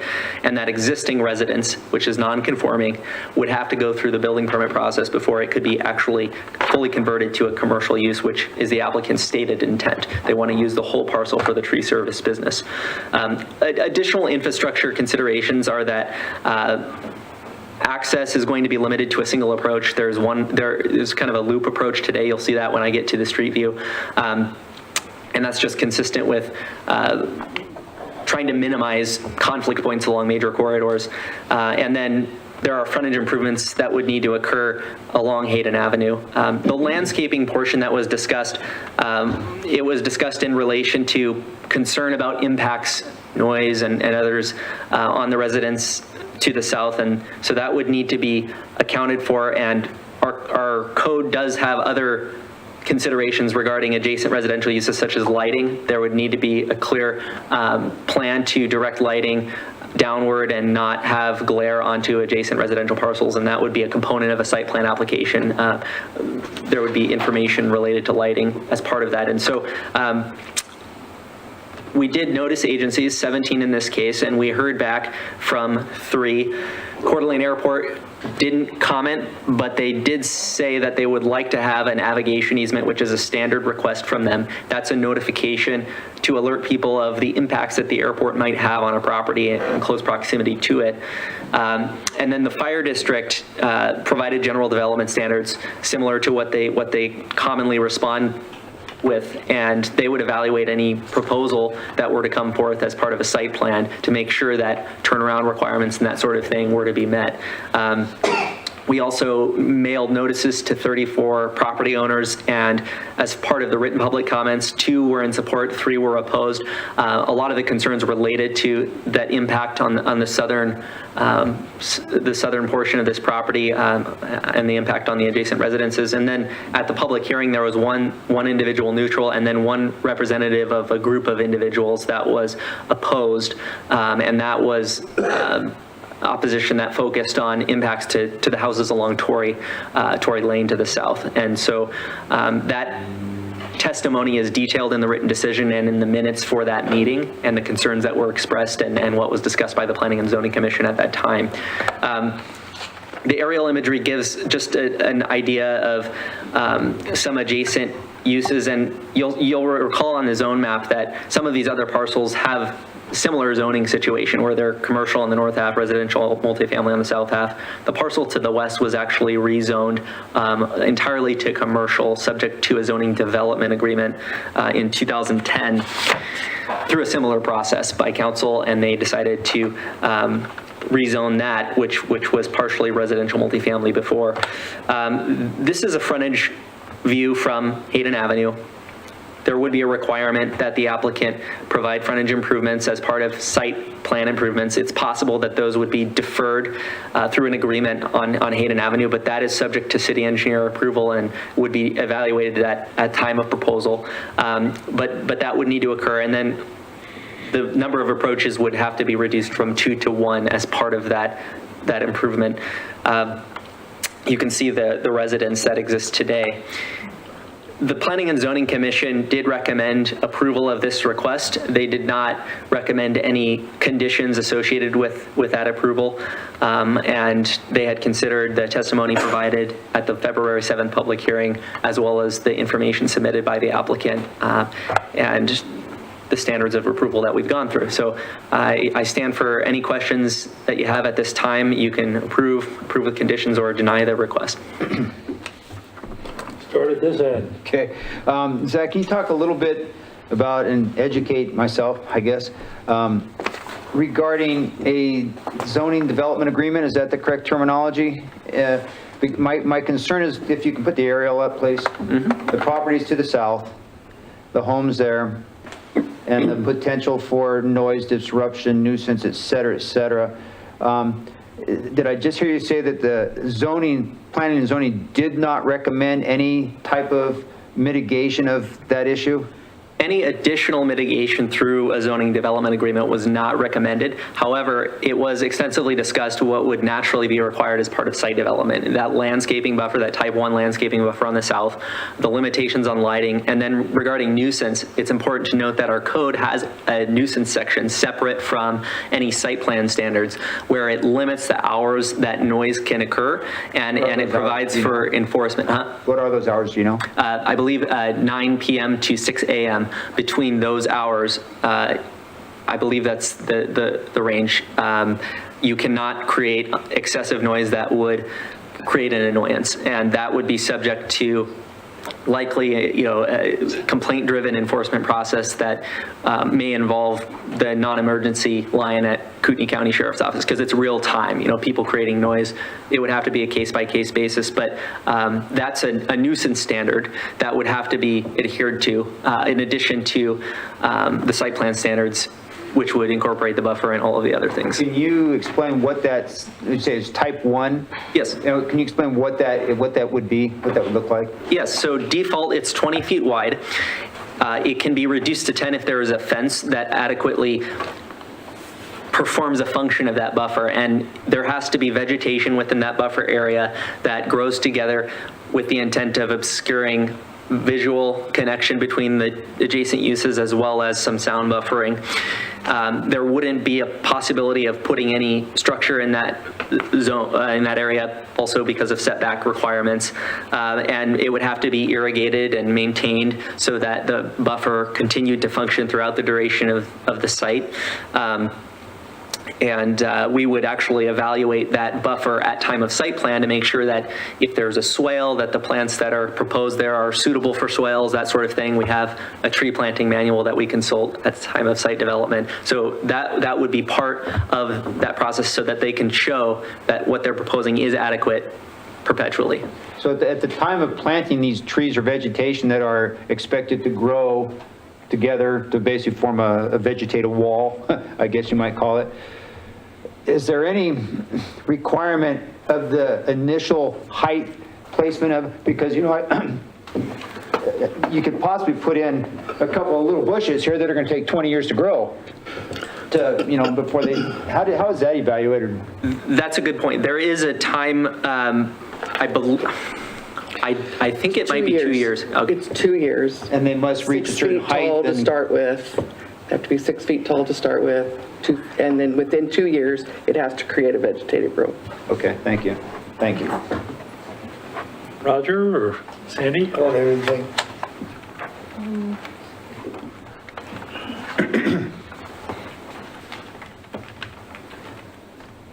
Yeah, I had the same questions that Ed had.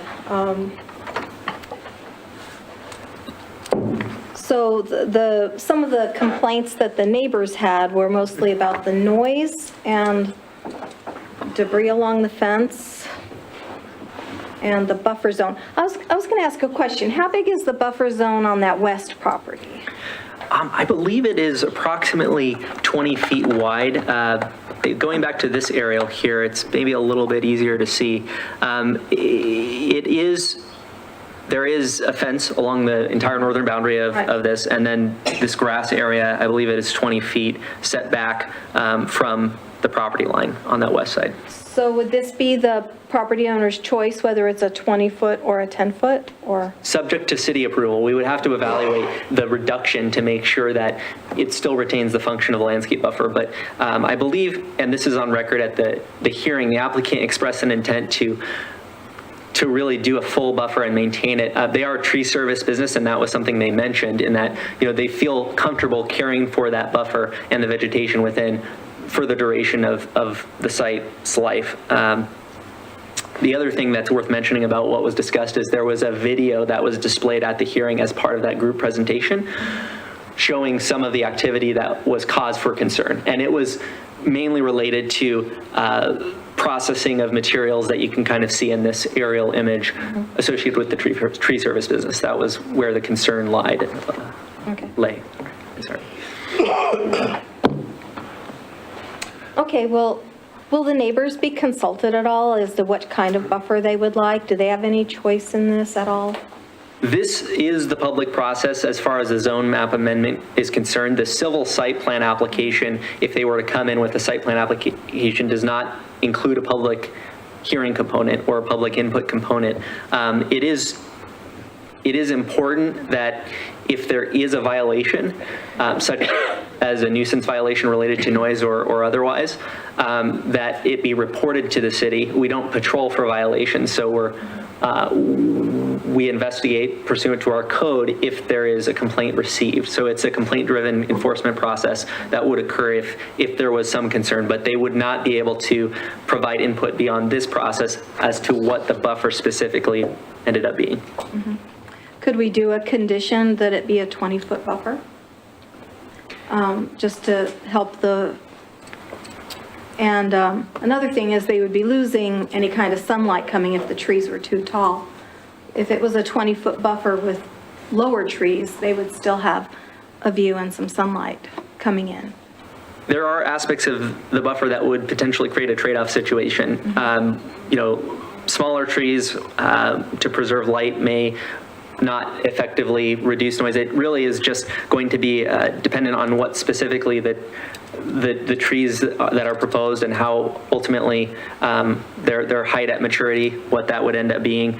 But it is possible to impose conditions such as the one you mentioned through a zoning development agreement. However, I would say that the applicant did express an intent and a desire to buffer that southern property line in accordance with the complaints received, which they were aware of. And so whether it's necessary is totally up to you as a council.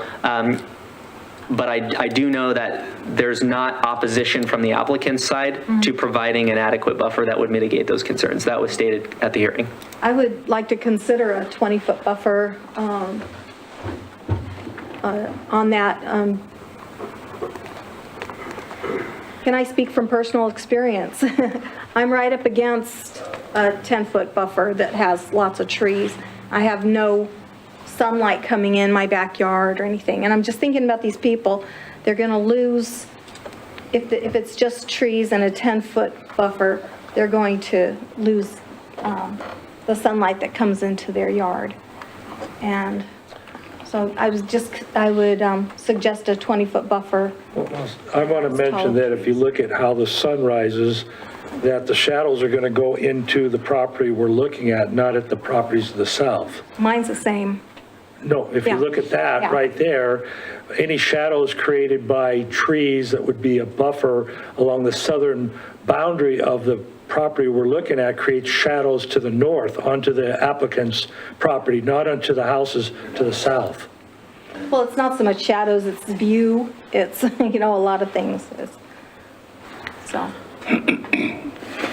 Okay, so I don't have any questions at this point for discussion, so I'm going to be looking for a motion to approve PZE 210264 Taylor Zone Map Amendment, and actually I'll make that motion.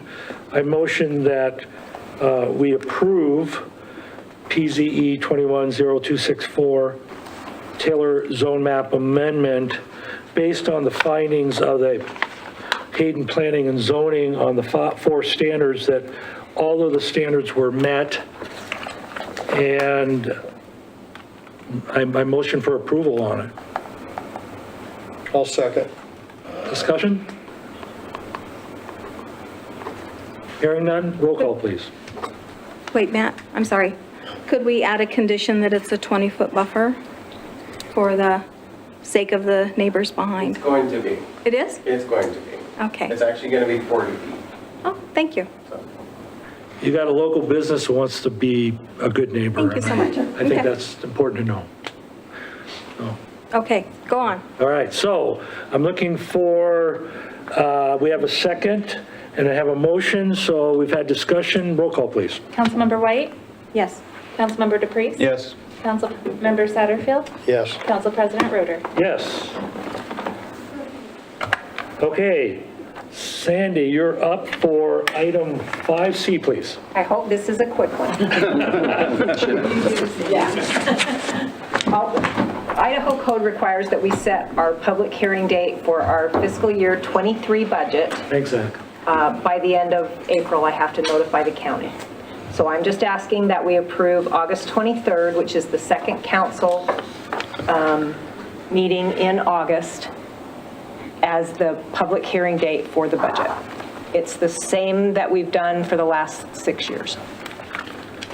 Very good. That was short and sweet. It's short and sweet. Thank you. So I'm looking for a motion to approve the set of public hearing date for fiscal year 2023 as August 23rd, 2022.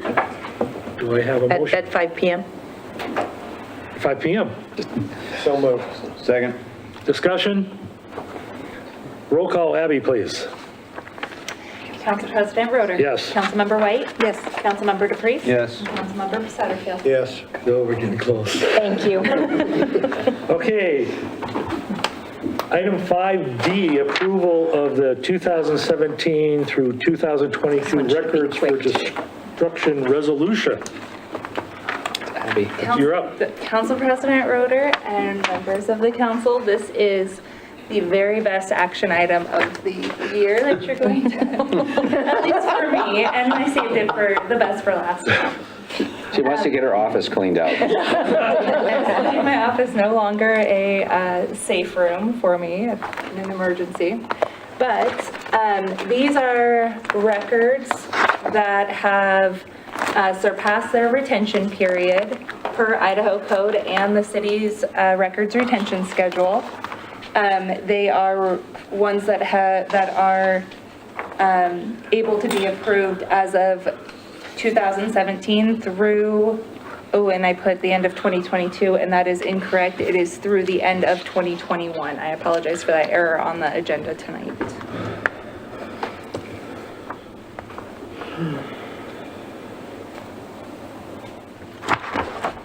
The last records for destruction that we did was in 2016. We have forwarded this list, exhibits A, B, C, and D, through city staff, through directors for review, also through the Idaho State Historic Society, and through our legal counsel, and we have received approval from all levels.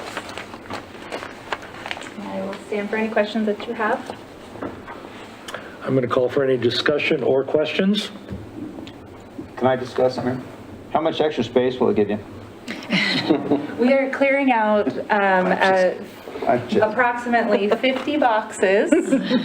How big are those boxes? No, I'm just kidding. Banker boxes. Yeah, I'm just kidding. And then the large format records are the large plans, and you see the list there. We have quite a bit of those, so it'll clear up a lot of space in our records room. Excellent. Okay, so I'm looking for a motion to approve this records for destruction resolution. I will motion to approve for the approval of the 2017 to 2022 records. 2021. Oh, whoops, I wasn't listening very well with it. Yeah, we don't 22s, do we? Records for destruction resolution. Second. Discussion? Hearing none, Abby, please take roll call. All right, I just lost this thing, sorry.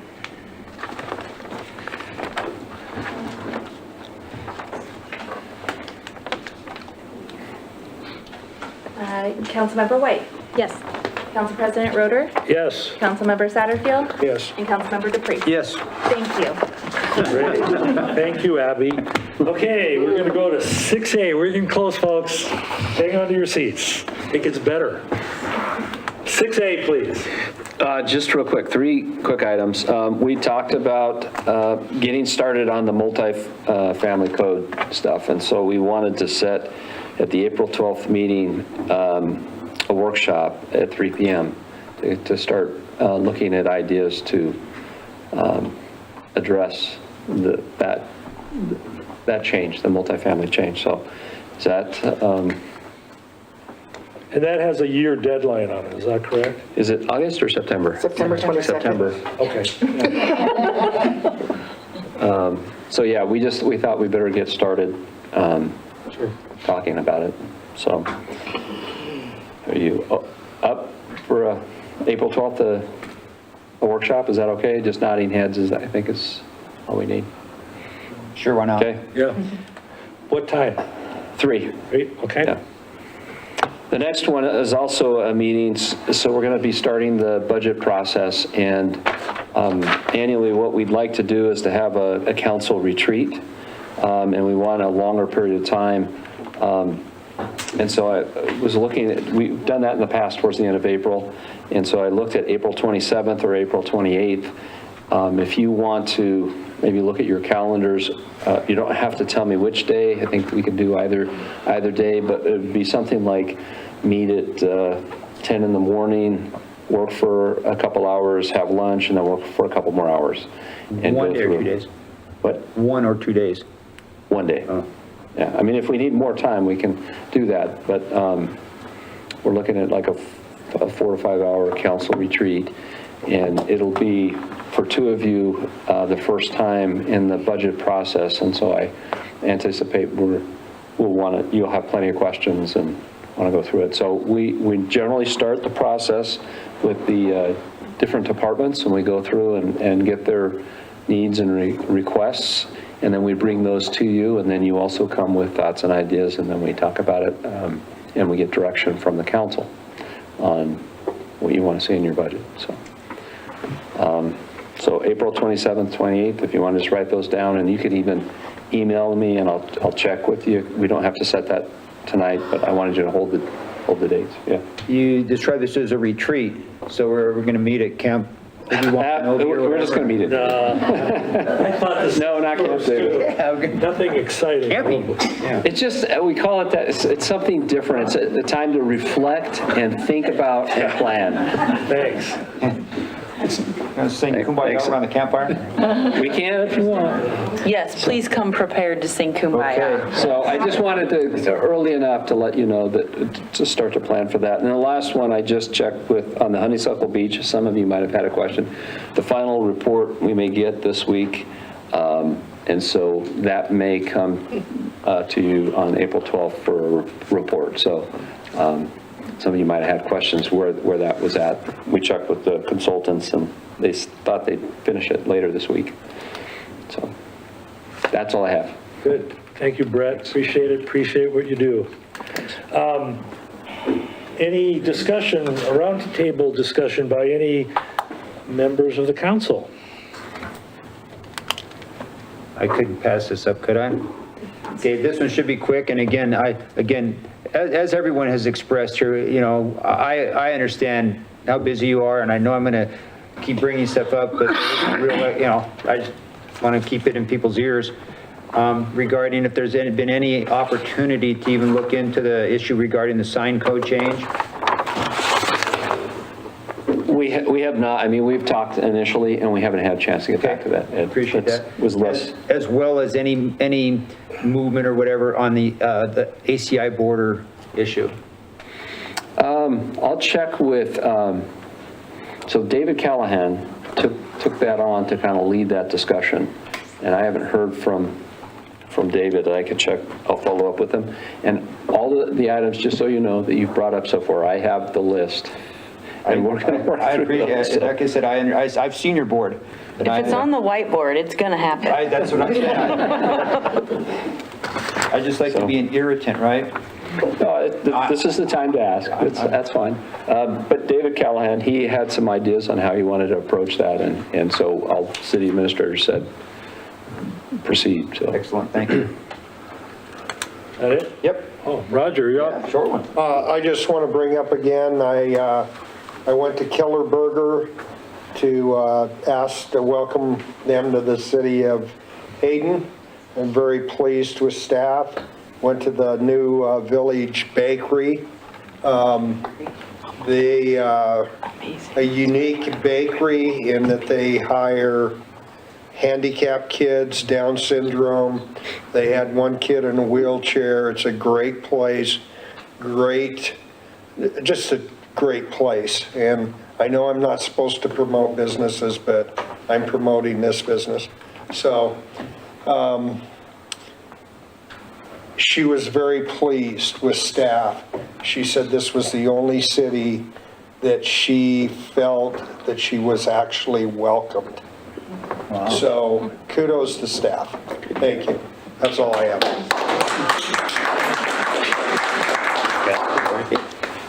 Sandra? Well, if we're going to talk about our favorite places, I think, yeah, we've got some really great things that have opened up here on Government Way, too, with coffee shops and pie shops and stuff. So, and I went to Village Bakery, too. I was really impressed with them as well. I thought that was really exciting. I have a niece who has Down syndrome, so I really appreciated their approach to helping out people. That's all. Thank you. Just one notice, that City of Hayden will have an unusual meeting here. It's not sponsored by them, but it's sponsored by the Idaho congressional delegation. That means our 2 U.S. senators and our U.S. representative will be holding what's called an Academy Day event. And this is where prospective students from the area of North Idaho will come here and learn about how do I apply to be appointed to one of the U.S. military academies. So it's a really neat thing that if you want to come and see how that happens, or if you know somebody that would be interested in applying, they need to start actually when they're like a freshman in high school, because this is where they tell them the process which will increase your chances of becoming nominated and then appointed. So anyway, that's coming up in April. We have it on our website, the date and time. I don't remember the date and time. I should, but April 6th at 6. I think it starts. They're setting up at 6 and starts at 6:30, something like that. I'm not sure, but anyway, we appreciate that the City of Hayden is opening the doors for that event. So thank you. And with that, do I get a? Council President, can I add one thing to that? Oh, yeah. That information is available on our website. Okay, good. Do I have a motion to adjourn? I'm going to stay a while longer, right? I want to sing Kumbaya. All right, adjourn.